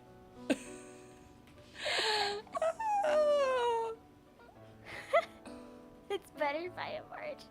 I didn't get a new outfit. I'm currently in designing mode. I think I might be like I want to be a D&D class, and I think mine would be like Bard or Druid, or like a combination of both.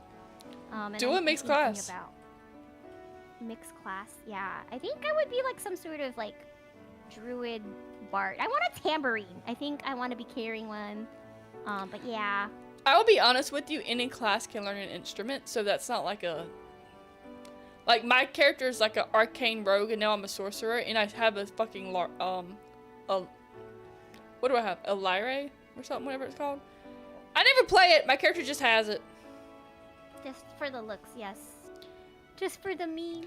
I guess when somebody pisses me off, I'm just gonna hit it over their head. Be like, bam. Yes. And break the string. Yes. Yes, this is the appropriate response. You can use your bones to like reconstruct your Is it liar? A liar? Or You're like probably your correct. instrument? I would probably use human bones to construct my tambourine.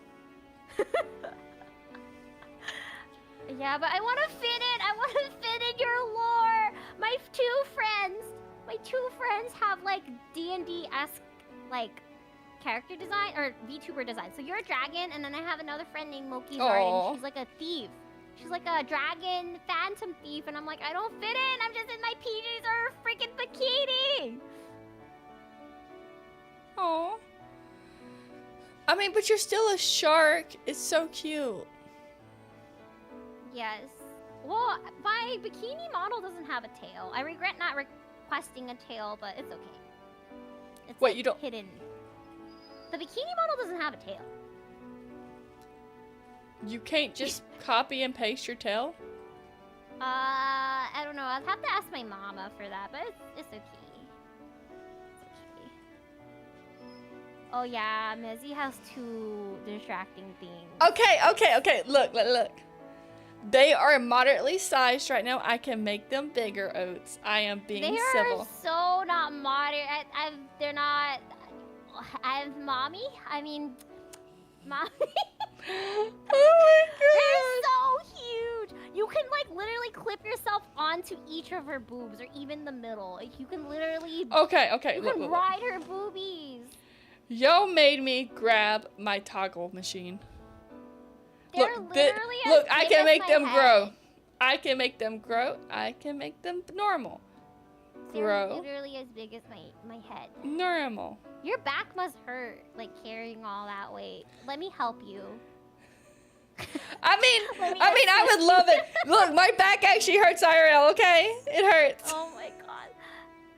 Must be nice to have those problems. It is until you realize you can't find a bra in your size. And you just like order offline. You can't go out. You can't go out braless. I guess I like being flat because I can go out braless. That's like the plus of being part of the itty bitty titty community. To just go out. Who cares? Okay, I can go out braless, but I don't think people will be able to focus on things. They'll be like, why is she not wearing a bra? Distracted. I would not be able to focus either. I'd be like, excuse me? Hello? Ma'am? Like, yeah. What do you mean? What do you mean? What do I mean? I said what I said. Oh. Be glad I'm in a state that doesn't really support braless. Hee. Just go jog. Wait, have you watched the most recent Bridgerton? Do you watch Bridgerton, Mezzy? Yes, I love Bridgerton. Oh my god. OMG. What are your thoughts on the new season? Have you watched? I watched a bit of it. I have not finished it, but I think it's okay. I still think first season and Queen Charlotte are my favorite. I have not watched Queen Charlotte. That is something that is on my list. I am going to say, please watch it like today. That is my only comment on it. Time today. Maybe I'll watch it over the weekend. It'll be a weekend thing. I'm still, I think I told you, but I'm going through the graphic audio of, Fourth Wing right now. Yes, I finished it the other day with Scrubby. We finished book 1. I am close to finishing book 1. I'm still waiting in line for book 2. There's like a long line for book 2 for some reason. I don't know why. But yeah, it says it's gonna come in 6 weeks. I'm like, I can't wait 6 weeks. Is it bad? My first thought, Oats, is will my boob hit my face? What? If I go jogging, is my boob going to somehow hit my face? My first thought, man. You have some elastic boob. Oh my god. They're fat fucks, okay? They're heavy. They're heavy. They're heavy. Dang. It must be a pain to go swimming because fat like floats. So you're just like, that's, oh my god. I can't imagine having that holy shit. I'm like imagining it. Like, oh my god. Oh my god. It's okay. You must have to have like a really like supportive bikini. Yeah. That's why you get a good one. Don't whip out. And thank you for the hydrate, Tycho. I need to start watching my redeems more. I've been very bad about that. Thank you guys for the hydrates. Yum yum yum, hydrate. But no, do you not have like that problem? No, You said you're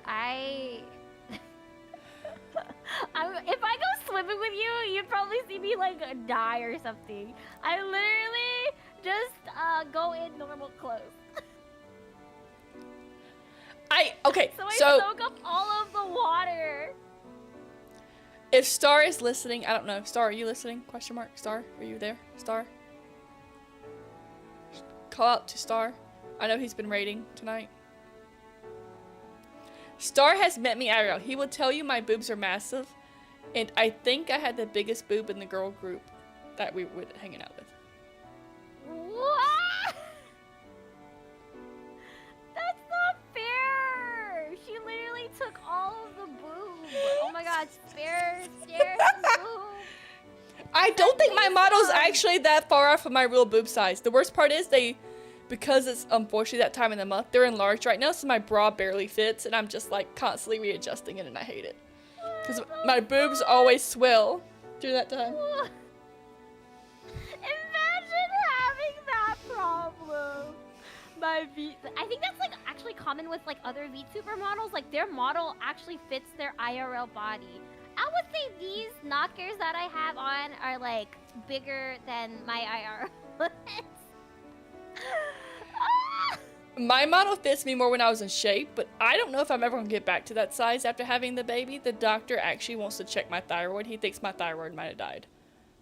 Oh. Which is going to be real bad, because that means I'm going to have to, like, go on some pills. But that's fine. Yeah. That's easy to fix. I think it's really common for women to just have, like, the after birth body for a while and never get back, and that's okay. Just because, like, a birth is really traumatic to the body.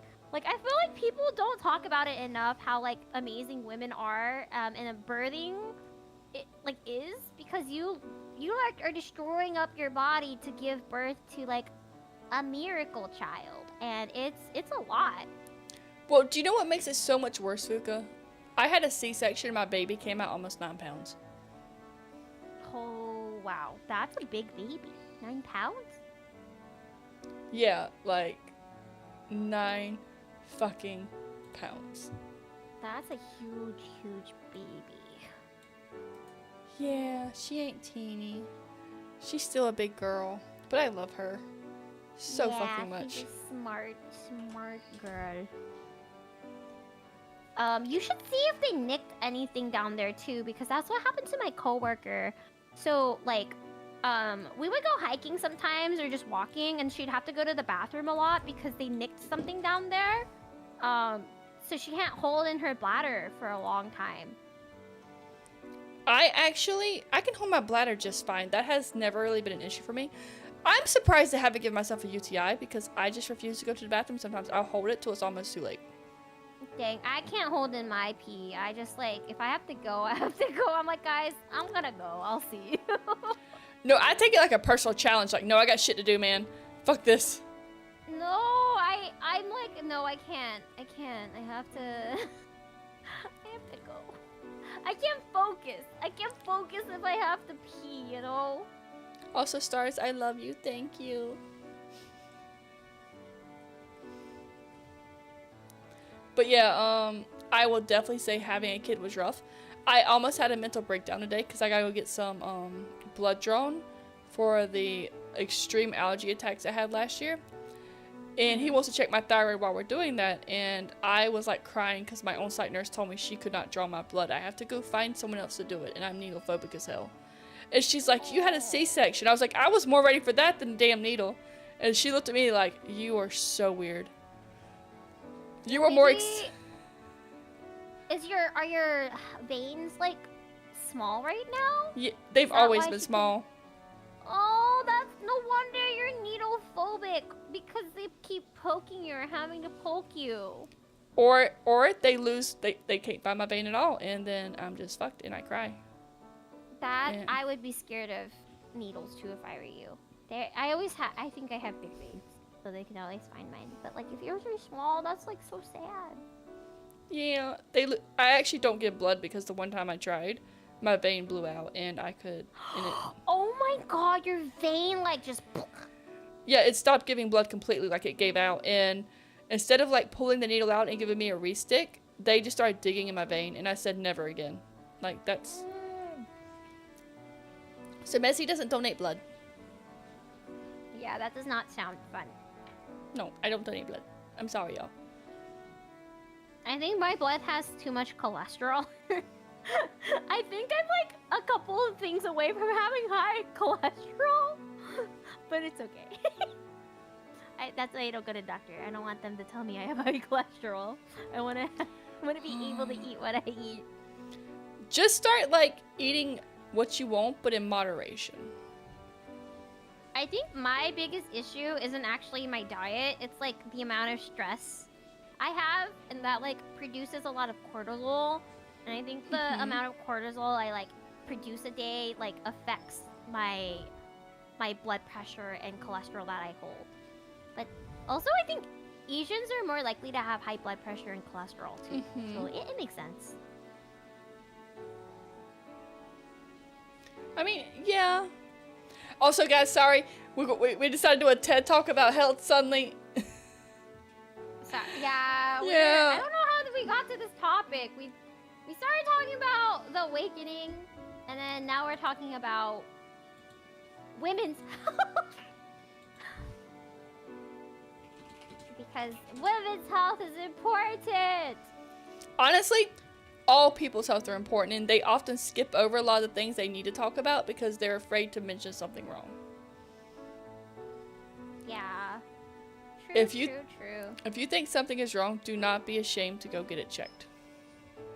It's like a catch-22 though, or 21 catch-22, because like people don't want to spend the money because of the insurance like reasons, and I totally get it. Like when I didn't have good insurance, I would like never go to the doctor because I would be scared of like the fee. Because I think the messed up. Okay, this is my biggest. Guys, the American insurance system doesn't make sense. I wish I knew how much I was gonna be paying for like a doctor visit, right? But they don't tell you until the end. So that's the scary part. You're gambling. This is fucked up level of gambling, because you go to a doctor and you're like, please give me a checkup, and your bill can end up to be like thousands of dollars. That's also why I don't take my like car into the dealership, because they don't tell you. They don't tell you how much it's gonna be, and then they're like, oh, we're gonna find things wrong with your car to just bill you. I also hate that they expect you to go, hey, this price is normal, and sometimes it's not, and not everyone does this, but they have shit you, and there's no way you'll know. Yeah, until you get an itemized bill. And even when you're reading the itemized bill, you might not know what the bill is saying. You know, like, so it's just so predatory. Not to hate on, like, our doctors and nurses. American doctors and nurses are not the issue. It's just, like, the system that's corrupt. But yeah. Ugh, it makes me so mad. So that's why I don't go to the doctor sometimes. I don't want to have to pay thousands of dollars. I've literally heard of stories of people taking Uber while they're bleeding because they can't afford an ambulance. I'm so sorry.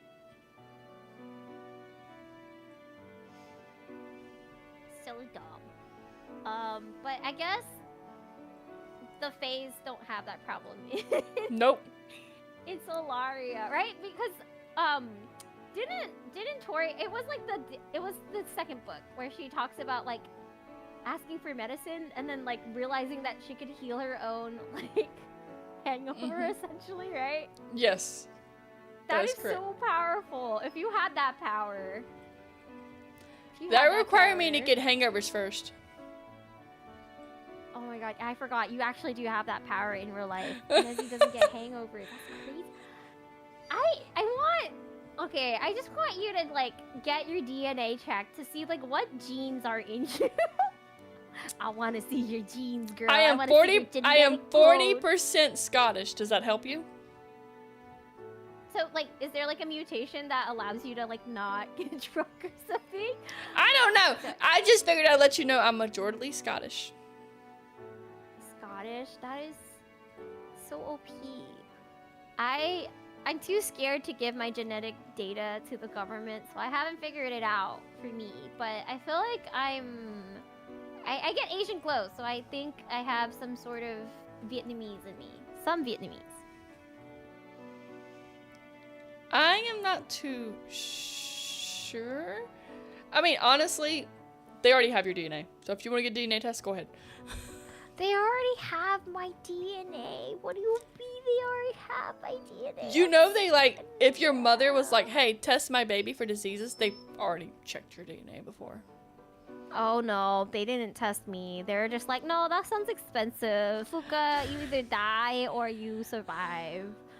Don't say it like that. Holy crap. No, bro. Asian parents growing up, like, what's it called? Immigrant parents growing up. Like, not just Asians. If you have an immigrant parent, they don't give you any health care. They're like, that sounds too expensive. We didn't escape a whole ass country to spend more money on your health.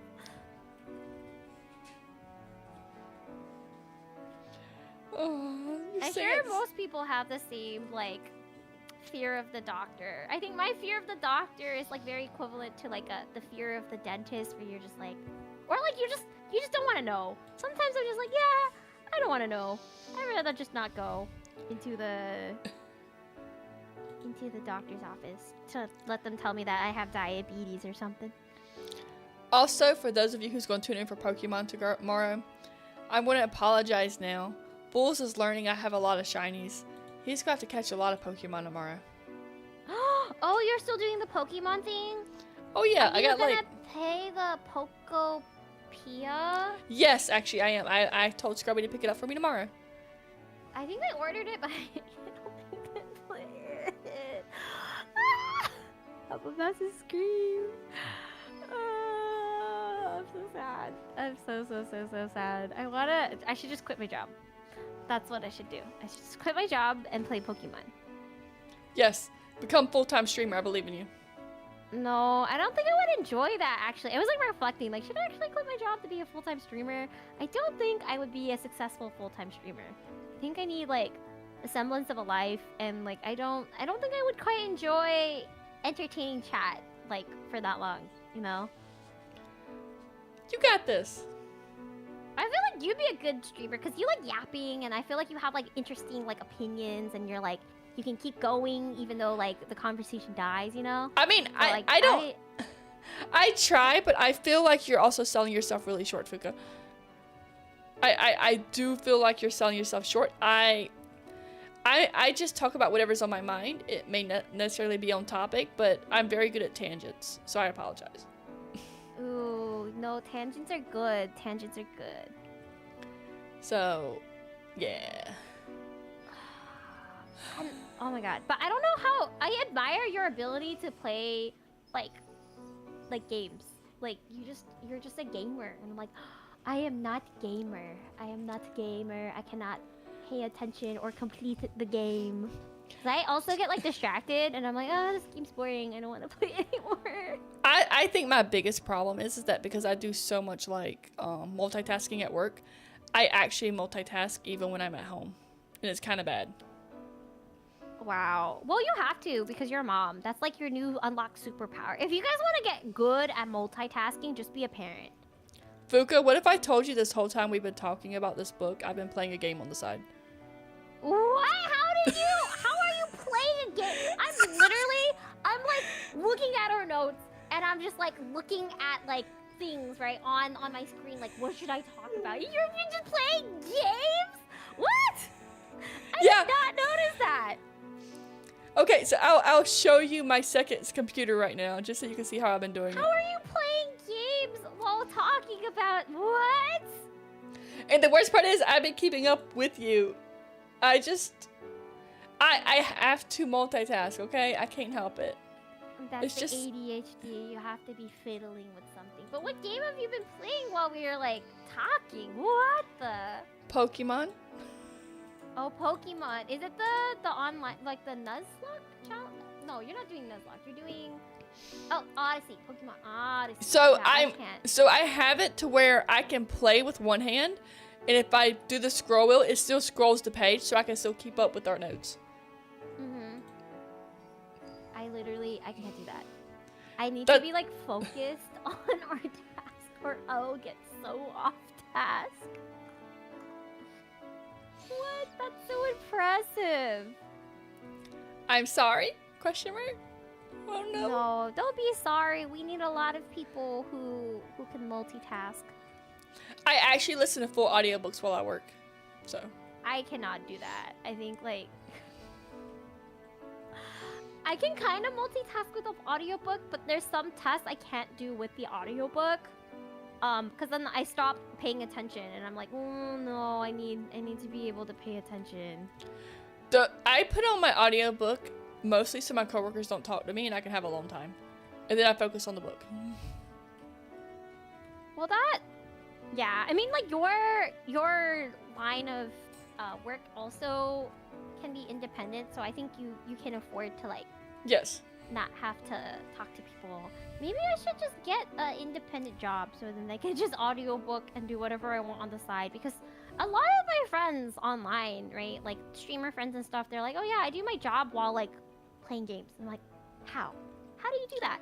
No, I do not play games at my job because I'm pretty sure they would be like, girl, I draw the line here. That would be the line. No, me listening to an audiobook with earphones in, not a problem, because people listen to music all the time while they do my type of work. It's to break up the monotony, if you know what I mean. Yeah, because I feel like I would be very depressed if I was where you're at, because like you have to like keep the environment like as minimal contact as possible. So like yeah, I think I can't do what you do. I would go crazy. I need to like be able to yap eventually to people and talk. Oh, we do talk, but the thing is, you have to be careful because some of my coworkers can't multitask, and if they start fucking up because you talked to them while they were working, they will say, well, they wouldn't leave me alone. So you learn who you can and can't yap with. You know what I mean? Like new people, I never talk to new people. Because you gotta test the waters. I don't think I could multitask either. I feel like I'm really bad at it. So, okay, the thing is, my coworkers, like, I think I've complained about this to people before. Like, I love my coworkers, but a lot of the time, they'll just come to me with their problems, and then I'll just like sit and listen to them, and then like not get anything done, and I'd have to go home and finish the task, and I'll be like, I wasted another day. Girl, you gotta learn, just keep working. And it's hard at first, I'll admit that. It's hard to learn to multitask, but once you get the hang of it, your life is better. Like when my boss comes to talk to me just to talk to me because he's like, wants to just chat, I'll be sitting there doing my assignment and he'll just be like, hey, how's your day going? This happened today, or you're aware of it? I'll be like, yeah, I'm aware of it. I've already handled it. Or, okay, thanks for telling me. I'll keep it in mind for later today. And I just keep working. I keep doing whatever I was doing on my computer, prepping. Sometimes he's even like, hey, let you finish that prep and we'll talk. I said, no, you keep talking, it's fine. And he's like, are you sure? And I'm like, yeah. Because I work night shifts, so I'm used to talking just so you're not like going crazy from the quietness of the place. So I will say multitasking and talking is a different skill. Yeah, I don't think I could do it. Start small, and you will be surprised at what you quickly learn how to do. You know what I mean? No, I think for me, it's just my brain won't allow me to multitask. Like, I think I think for me, I just have to be able to focus on the activity, because if I don't focus on it, then I'm gonna forget what I'm doing, which is bad. It's so bad. I have like short-term memory, so I have to really, really be able to lock in and focus on a task. Like, so it's very difficult for me to maintain having a conversation with people and working, because I want to give their full my full attention to them. I don't want to be half listening, because that's what my friends say, like, oh, I was half listening, and I'm like, how do you half listen? I can't do that. So they're basically saying they were listening for keywords, and then they tune in if they notice anything they need to focus on. Yeah, I can't. I can't do that. When you read, do you speed read or do you read like every word? I speed read. Like, I will read every other word. So, like, maybe that's how my coworkers and friends, like, are able to... Yes. They use listen. context clues. That's half listening, yes. But I don't wanna do that to people, because what if I, like, draw a conclusion that's not, like, correct, right? I'm like... I don't want to do that. No. Well, that's when you say, hey, just to make sure I didn't mishear you, is this what you meant? Has your friends ever done that to you? No, they just listen, put in the context clues, and then, like, I'll hear. It's so jarring, because I know, like, definitely my friends gossip, right? So, like, they'll tell someone something, like, oh, Fuka said this, and then I'll hear the story, like, 5 people down the line, and I'm like, this is how things get lost in translation. That is not what I said. Oh. Yeah.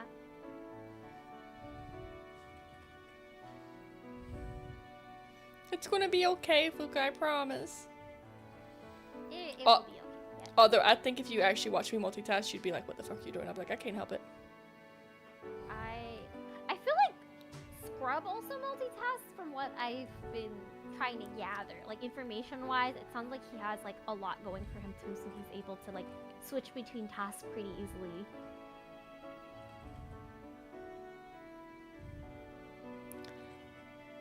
Yeah. I mean, I guess he can. When me and Not Scrub as well as you. when me and Scrub are hanging out, we're not really typically multitasking. We're typically either giving attention to the baby or to each other. Like, we're not, like... Like, I'm not sitting there trying to, like, multitask. Because when I'm home, I actually do try to be more present. If you know what I mean? Mm-hmm. It's just, I can't have idle hands. So even if I'm playing, like, D&D, I'm going to have a game going in the background. Normally, it's been, The Girl Who Stole Time. That game. I know you have it with the dungeons. I've been playing that during D&D sometimes. And it's just because I don't... respect that so much. It's because you... I mean, like, for D&D, I get it, because you have to wait for other people to go, you know? Because it's not, like, a one-on-one thing. It's, like, you have to wait for other people to roll and make their move, and then the master, the dungeon master, like, creates part of the story, and then sometimes it has nothing to do with you. So, and the worst part is, we have, like, 8 people in my session. Dude, that's a lot. So sometimes it takes an hour to get back to me, and I'm like, okay. That takes so long. Oh my gosh, I couldn't. I would be, yeah, I get why you would play something in the background and then listen to the story as it unfolds. But yeah, I don't know how people, like, are able to, like, do a game, for example, like what you're doing now, and then just put it down. Like, I never mastered that skill. So, like, I have a hard time finishing games because, like, I have to do the sessions in, like, long bits, right? Like, 4 to 6 hours at a time, because I can't play it for just, like, 1 hour. So my question for you is, and this is going to be a strange question, do you play games with sound? Yes. Okay, so back when I was in college, I used to play Guild Wars 2, but I played the game as if I was deaf. I never actually knew what the game sounded like. Oh, wow. So you were, like, immersed. You're just like, I'm just gonna play this. And everyone was like, when I finally told people in my group that I don't play with sound on, so I don't know what cue they're talking about. They were like, why? I'm like, because sometimes the sound just overstimulates me. And I have found gaming so much more relaxing if you just want to play it as a background thing like Pokemon without the music. Especially if you're just leveling. You don't need the music to level. But it's so cute. But it's so cute. But that's how I'm also multitasking, because I hear you like completely. I do not hear the game. Yeah, so your brain is like not overstimulated. I guess my brain also just gets overstimulated more easily than most people. From what I've noticed, like my brain just gets fried easier. And I it feel might like be by the end of the day, it's just like freaking just. And Like, I'll be honest with you, no. that's why I would recommend, like, if you wanted to play a casual game, especially offline, that didn't have dire consequences, I would suggest playing it with no music and something you like lo-fi or something instead. I can't. I think my reason is a little different. It's like I get sad leaving the game. Because I'm so happy playing the game, and knowing that it ends makes me sad, so I'd rather not begin playing the game to begin with. Star, I feel that. I feel that. Doing things. You know what I'm saying? Because, like, I feel like we all have, like, time commitments, for example, right? So I know, like, by the end of my day, I have, like, 4 hours to commit to, like, whatever, right? And there's just, like, only so much I could do in that 4 hours. And I have to pick and choose. And sometimes I'm just like, I'd rather just scroll on my phone and be, like, a deadbeat than, like, play games. Aww. Yeah. Don't say it that way. It sucks. But, I don't know. Is there any, like, I don't want to carry a Switch around, for example. But is there, like, I want a handheld thing so I can, like, carry it and play it during when I travel. Because another problem I have is I travel too much. What about the Steam Valve handheld console that lets you play your Steam games? I was thinking about it, but is it out? Steam's? I think it's been out, because I think my coworker has one. Whatever it's called. Do you need internet? Do you need internet? Techie people. A Steam Deck. Oh yeah, it is. Oh wait, they're out of stock. Oh, sorry. They're out of stock. They're like $600. Okay, let's see. 3 to 12 hours of gameplay? That's kind of lame. 3 hours of gameplay? What?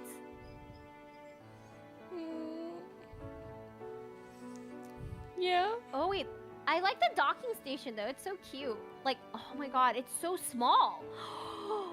Wait, this is okay. I think this is so worth it. Okay, I'm gonna put this on my wish list.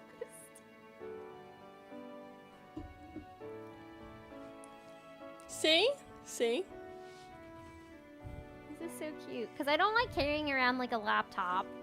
And then I had a Switch, right, with like a couple of games, but for some reason it like didn't let me play the game unless I like was connected to internet. I think it had to do with like the fact that sometimes games need like updates. Yeah. And that's also annoying. I wish we didn't have that problem, but yeah.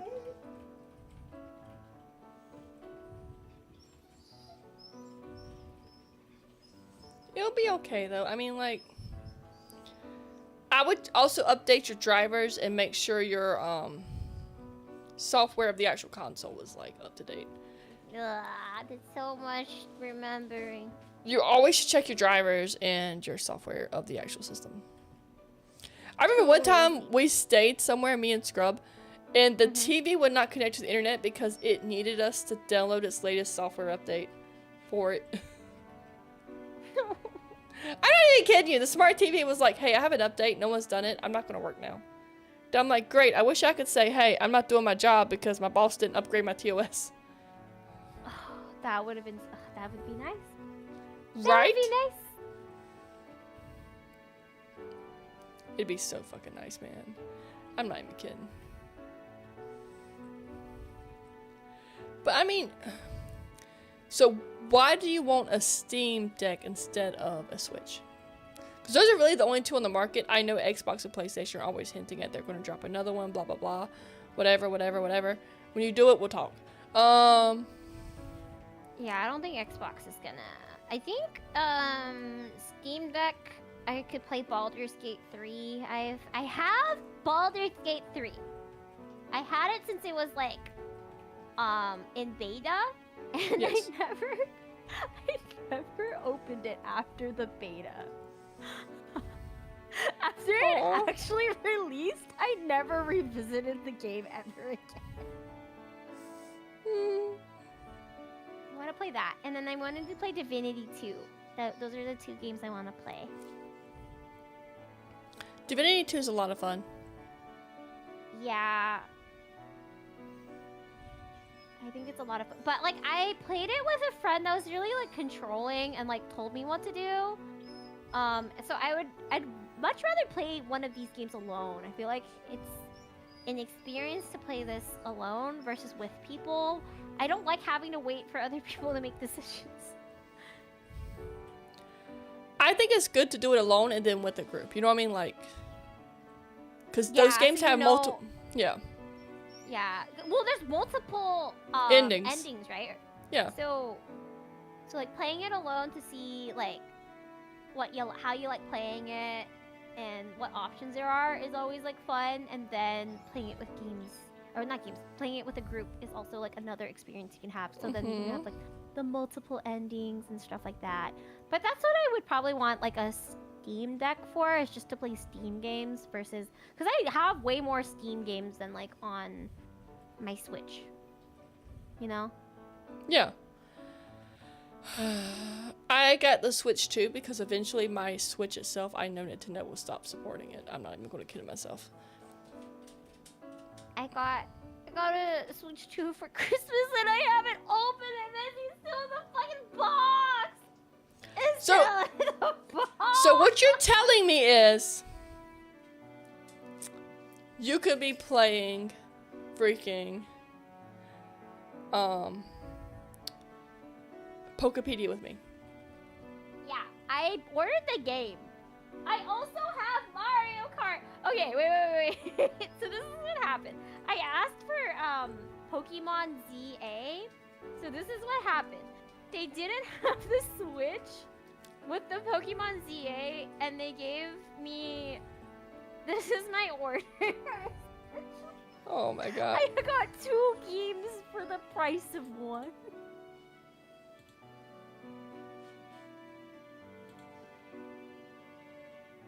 I don't know how they like loaded it. So yeah, I have Mario Kart, and then I have Pokemon Z and A, but like I haven't set up my Switch at all. I do have what's it called? One of those, I don't know what it's called, a capture card? I don't know if it supports Switch 2 though. It should just be an HDMI port. What's it called? Is it called an Elgato? Yeah, Elgato just needs an HDMI port, so as long as you can do it, it should be work. Oh yeah, there's a tutorial on how to set up an Elgato capture card for Switch 2. Ugh, I'm gonna have to change my setup. Because I used to have like a TV, because it worked best when I had like a TV, like a small one. Because then I could listen to the audio, and then chat could get their own audio and it wouldn't be like laggy. But yeah. So sad. Fuka, do we need to play Pokepedia one day together and just like play? We do, but okay, wait. I think I showed you my calendar. Did I even update my calendar? I will not have time to play Pokepedia until I get back from my trip. I know. Oh yeah, dude. This is such a troll. I was like complaining to my my server. Basically, Pokepedia comes out tomorrow, right? Yeah. And I think the only time I could play it is on Thursday and Friday, because Saturday, Sunday I have something to do, and then Monday, Wednesday. Oh my god, Monday, Wednesday, Friday next week I just have work, and then I'm on my trip until I come back on the 30th. It's okay. I'm so sad. think the Switch 2 is portable, right? Maybe. Yes. I don't want to bring my Switch 2 through TSA though. That sounds like a lot. And I want to focus on like, you know, on my trip. But yeah, I have the literal problem of my steak is too juicy and buttery. I can't play Pokepedia. It's called Pokepedia. Pokopia. I don't know. I keep calling it Pokepedia. Pokepedia. I think it's Pokepedia. But it's enjoy the game for me, Bessie. I'm sorry. I'm sorry. So sad. But this is the issue I was talking about with like, I don't want to hype myself up to play games because I always have things. Like, I have a trip, and then after I come back from my trip, oh my god, I didn't even add in the concerts I'm going to. I'm going to so many concerts. I think this year is like the social butterfly hookah has come out. It really is. It's like the one year we decided to do something, you're like, hey, I'm gonna be on all these trips. I'm sorry. Yeah, and I'm also gonna do all of these concerts. I don't know what happened to me. I used to not be this busy, but I am this busy now.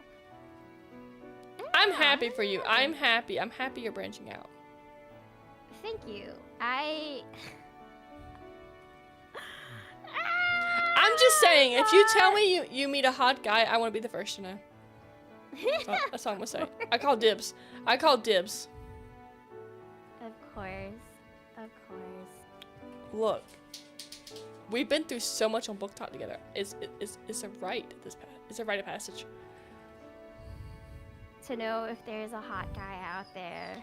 Yes. Well, I don't really go for looks. I think I told you this. Like, or maybe we didn't really talk about boys before, but I don't really go for looks. I think my biggest thing is like I go for how intelligent the person is. So you can be like the most chopped person, but I fall in love with like their brain and humor. I don't fall in love with like how they look. Like there are good looking people in my circle of friends, but I'm just like, you're not intelligent. Instant turn off when a guy opens his mouth and he's not intelligent. I'm like, no. Oh my gosh. You silly. I think I also told you I have like a thing for voices too. Oh my god, I love deep voices. I do too. Scrubby only has a nice voice. He has a nice voice. He only has a deep voice when he's sick. Oh, but like I think like I like how cheerful he sounds. Like I think when I first met him in the VTubing space, I wasn't attracted to him, obviously. Like I just like really liked how he sounded because he's like very cheerful and like upbeat and just like, "Hi, I'm Scrub. I don't know. That's not even his accent. Hi, I'm Scrub." No, it's not. No, it's not. It's really not. I like to sing and play games. That's how he sounds like in my head.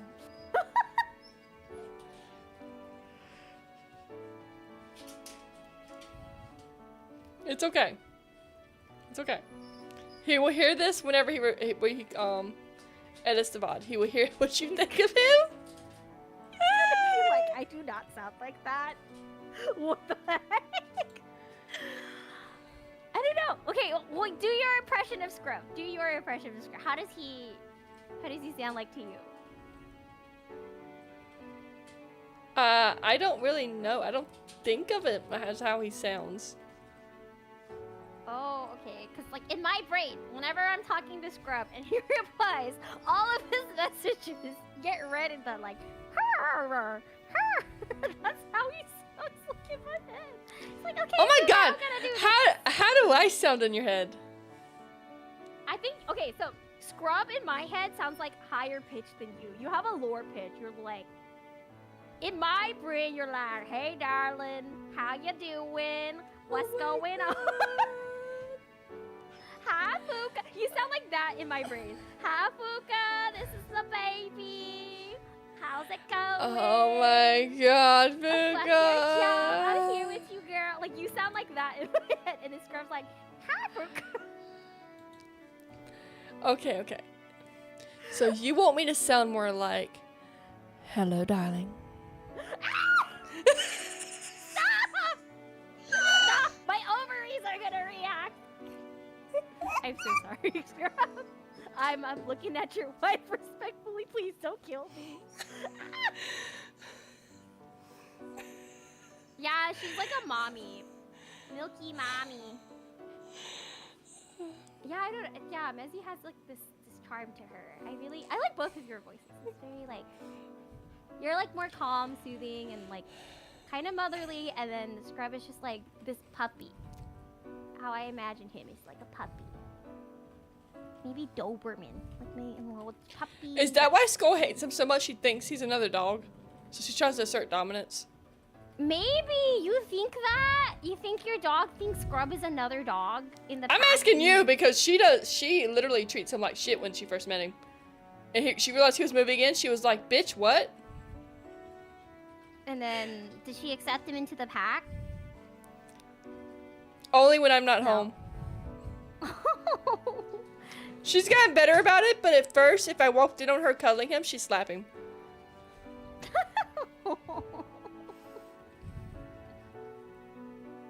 I wish I was kidding. She actually did that to him. It was kind of funny. Oh my god. Cause I think I forgot my bag or something right for work, so I ran back inside the house after I cleaned up my car. And she looked at me like, Mom, you weren't supposed to come in. She screamed at me, looked at Scrub who was holding her and petting her, and slapped him. Like, how dare you? She was so mean to him when he first moved in. It was so funny. She's gotten a lot better now. She cuddles him. But she does snitch on him when he still does bad. If he, like, forgets to fill her water bowl up, because that's what he normally does for them while I'm at work, she makes sure that I know. Aww. Like, I'm not cheating on you, Mommy. Like, Mom, this bitch didn't even give me water today. Why do you talk to him? And then to make it worse, the other dogs start playing along with her. Poor Scrub! They bully him. Like a dog. I think they literally think he's another dog you adopted, and they're like, well, "Who's this weird-looking dog? Like, why does he get all of the attention?" For a while, she would not let him sit beside me. It was that bad. Like she would try to sit between us. No, she would just push between us and sit there. Oh, that's actually so cute. She's an A-class diva. A-class diva. Not even kidding. Also, what do you mean what? Was it the very playful hey darling I gave Fuka, since apparently she thinks I say hey darling a lot? Was that it? Is that what did it? Is that what earned the what? I think you just, for me, you just have this sultry voice. You're like, hi, I'm Mezzy. And like, ah! So good. Such a nice. You should do like mommy ASMR. I feel like you would. I wouldn't even know what to do. I wouldn't even know what to say. It's okay. This is my ASMR. This is my listening to you yap about books. I'll take that. Yes.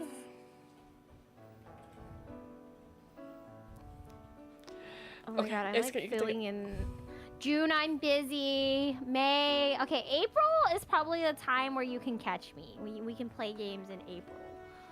But and I know you said on your trip you won't be really reading, so I might do like some reactionary content, but not like a full podcast, like just like a small short here or there.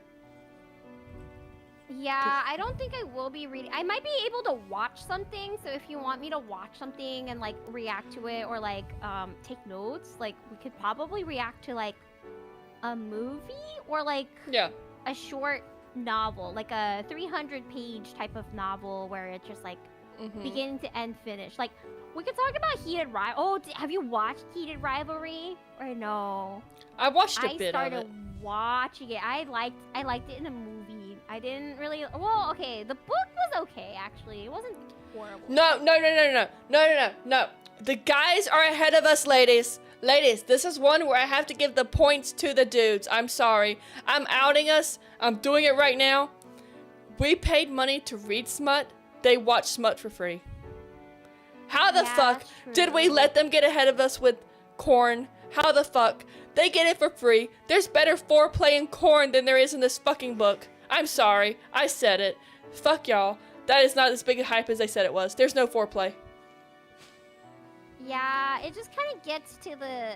I kind of felt sorry for Shane because, like, there's just no foreplay, so, like, I feel sorry for his butt. Like, they do allude to, like, lube, like, let me just, like, lube you up, but, like, I'm like, dang, if that was me, my butthole would be burning. Like, poor Shane.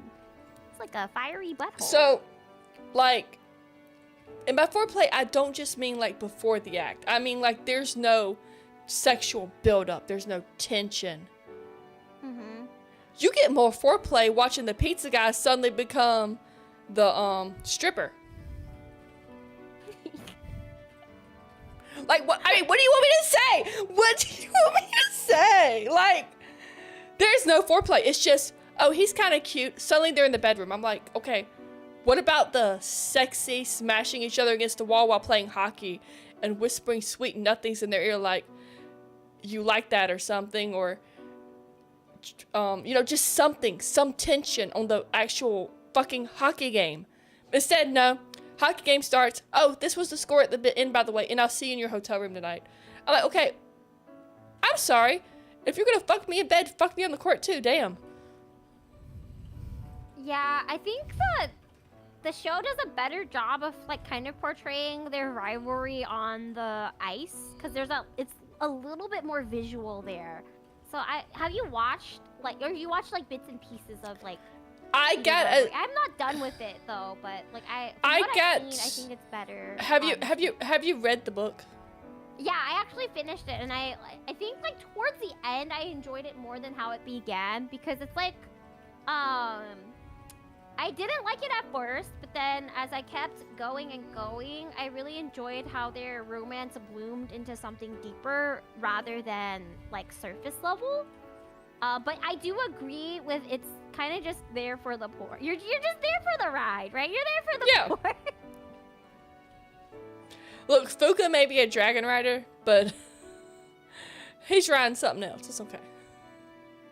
Like, dude, he doesn't even ride it. They don't even... He just takes it.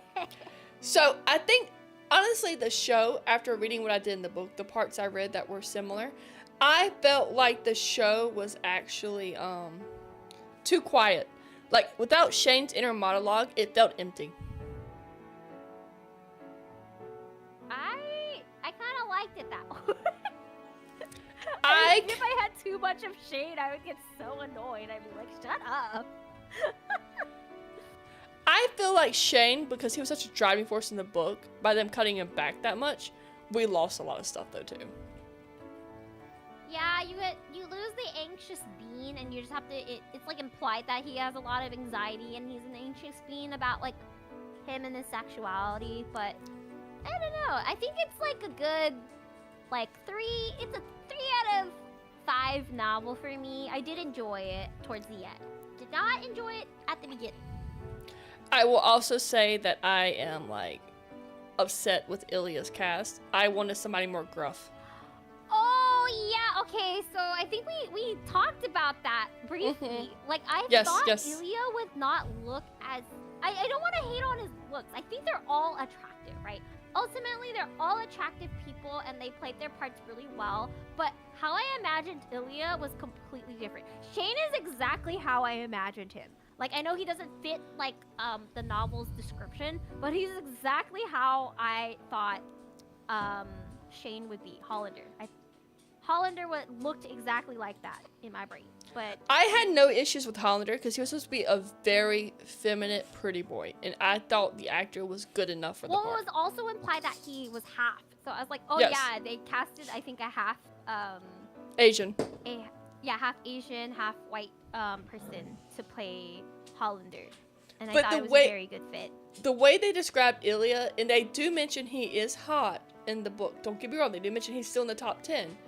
But they mention he's a different kind of pretty. So, in the way they describe him, I always assumed they meant he was more of a rough guy with, like, maybe like a scraggly beard or, like, not a full ass beard. Yeah. No, I agree. I'm gonna send you a picture right now. I thought he would look something more like this, like with a full on beard, like a bear Yes! kind of. Yes, Yeah. that.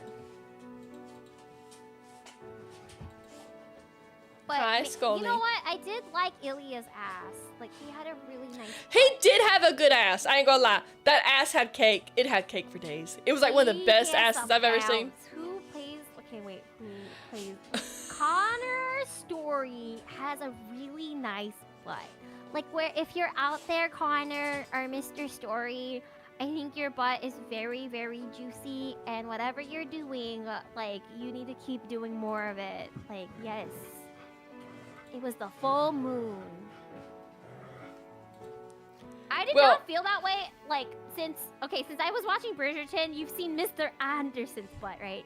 Have you seen his butt? Mr. Anderson? Mr. Anderson has such, like, or Lord Anderson. He has such a big ass. Oh my god. Mm-hmm. Okay, his name is Marcus Anderson, and he is played by, who plays him? Lord... Daniel Francis has the biggest cake ever. Very juicy. Yes! Let me enter me. Yes, I felt that way.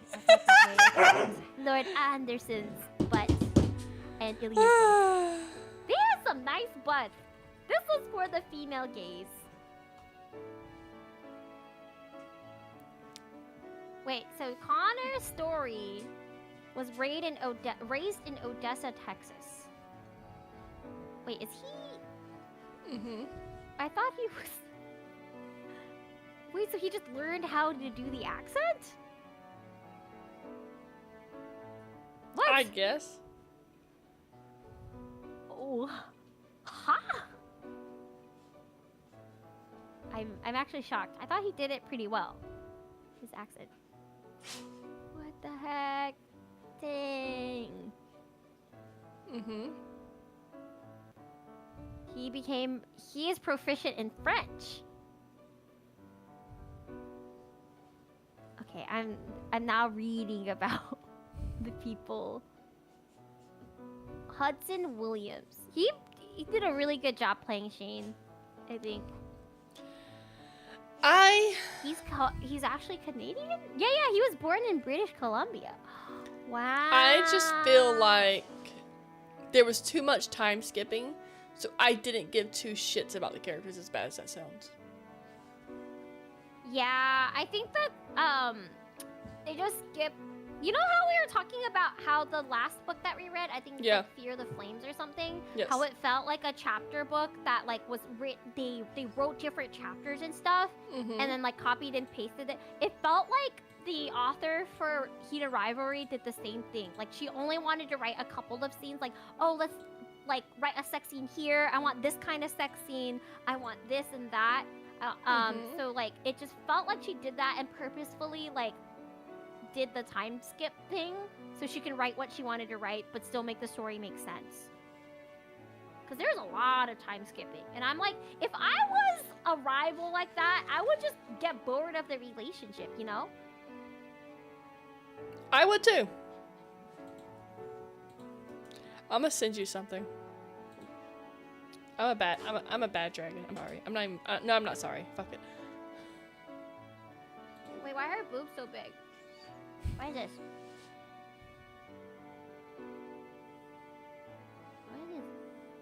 Well, I sent you something raunchy too. I sent you the robotics that move. What the fuck?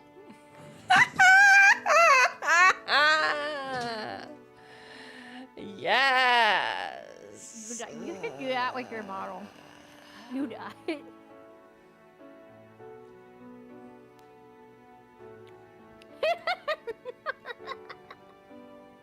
This is you to me right now.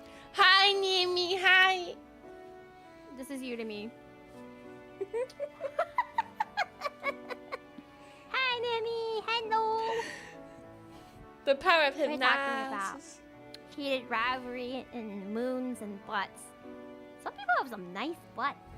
Yeah. Peaches. Peaches. It has been forever. We love you, Nimi. I miss you so much. It's been forever.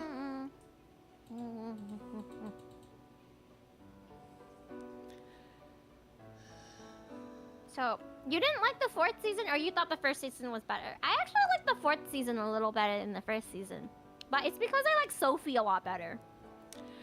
I liked the 1st season. I loved how they handled it. But my favorite is Queen Charlotte. Because it finally explains who she is as a person. And oh my god, and why I loved she's it. the way she is. Yeah. That's good, because she's like batshit crazy. She's like actually crazy. She's not. If you actually watch Queen Charlotte, which I highly recommend, you will understand her a lot better. And oh my god, it is like eye-opening. Like, it is so eye-opening. I don't want to spoil it, that's the worst part, but when I tell you, it actually made me cry.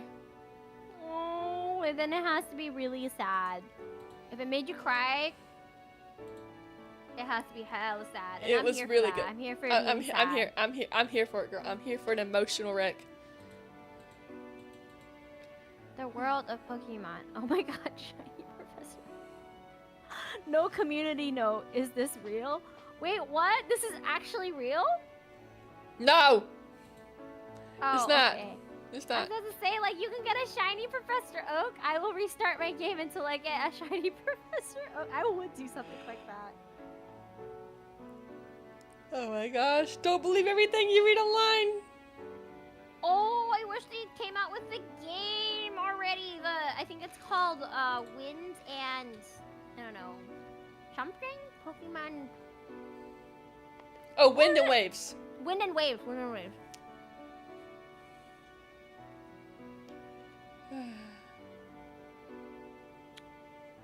I mean, I did too, but I'm okay waiting. I am. What Hi, Pokemon are you gonna pick? The starter? Probably the puppy. Me too. I'm gonna probably pick the puppy. He's so cute. Scrubby has the unfortunate luck that the baby's going to pick his Pokemon, so I hope he can talk her into wanting to play with the puppy. The puppy. I feel like your kid would probably pick the bird or like the gecko. She likes dogs, though. She actually plays with Skull all the time. Okay, let's see. Let's see. We should make bets. Oh, Your gosh. bet's on the dog. I think.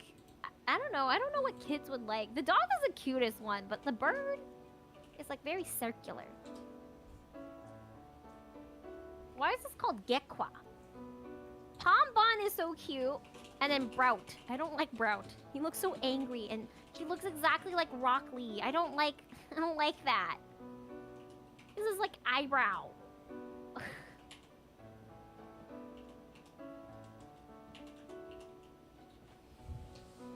Wait, someone made like evolution. Wait, if the evolutions actually look like this, I think I would get the new.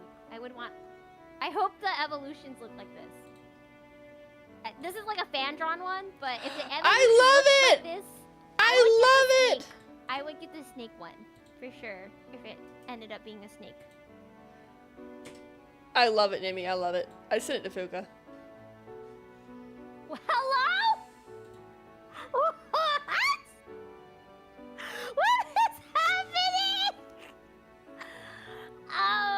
Okay, I'd have to go with my goth queen. I'd have to go with the goth queen. The Goth Queen? Yeah, the blue girl. She's like so goth. But Goth will wreck you. I want to be wrecked. Yes. Yes, yes, yes. Same, Nimi. I made a small poll for y'all. If y'all are fast enough, y'all can vote what you think the baby's gonna pick for Scrubby. I didn't know their names, so I put owl, dog, gecko. Oh my god. Mommy? Oh, I need that in my life. I need a emo girl to ruin my life. Oh my god. No, you don't. No, you don't. You really don't. I promise. Oh shoot. It's getting late for you. We've been yapping for 2.5 hours. Are you gonna be okay? I mean, I'm about to go to bed soon, but I will be okay. I will survive. I am going to survive and thrive. Yay. I don't got a choice. Oh my god. I think after this I have to, I don't know, maybe take a shower. I am stinky. Take a shower. I always do morning showers just because, well, I sweat a lot when I sleep. I sometimes will, like, in the summers, I'll, like, double shower. I'll do, like, a shower at night, and then I'll do a shower in the morning. But I just feel, like, gross today, especially. The problem is that I actually I'm really cold when I first fall asleep, but then suddenly after that I am like extremely hot. You as soon as I'm sound asleep. like you have a circulation issue. You need to circulate your blood. Oh no. I probably do. Redeem. You know, I think I have the online Nintendo Wi-Fi thing. I just forgot my password. Isn't that so bad? I have this, but I've been paying for it and I forgot my password. Oh no.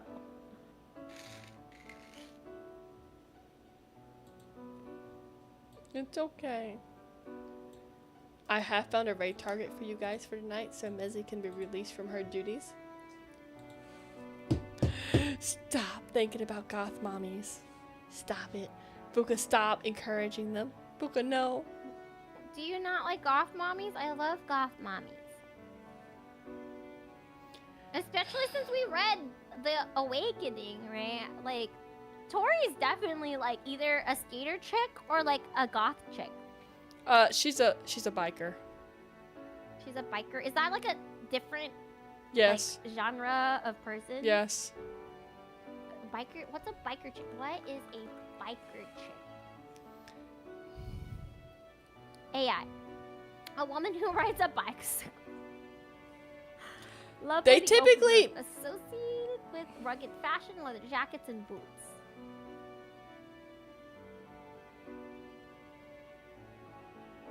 Oh. So she's like tatted up.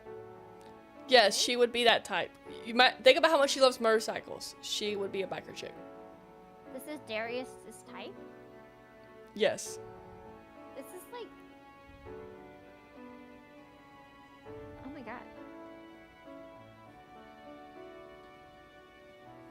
I don't think I would ever. Oh, this is his type. Bikers only. She literally. This person doesn't have pants on. How do you ride a bike without pants? Chaps.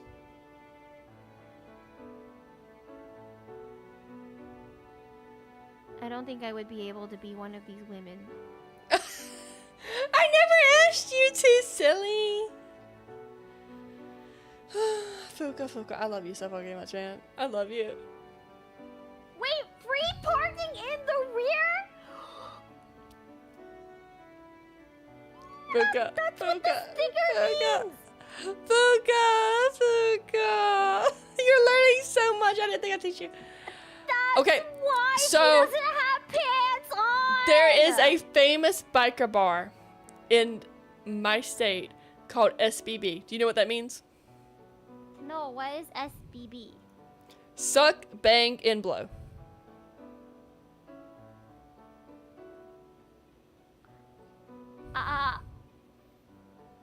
Why is it called that?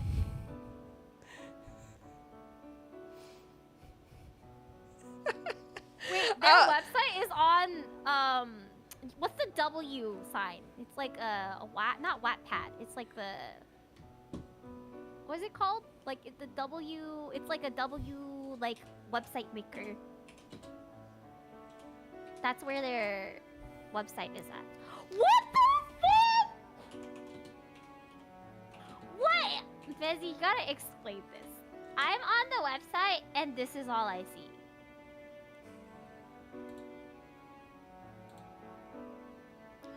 Yeah. What? Yeah. What is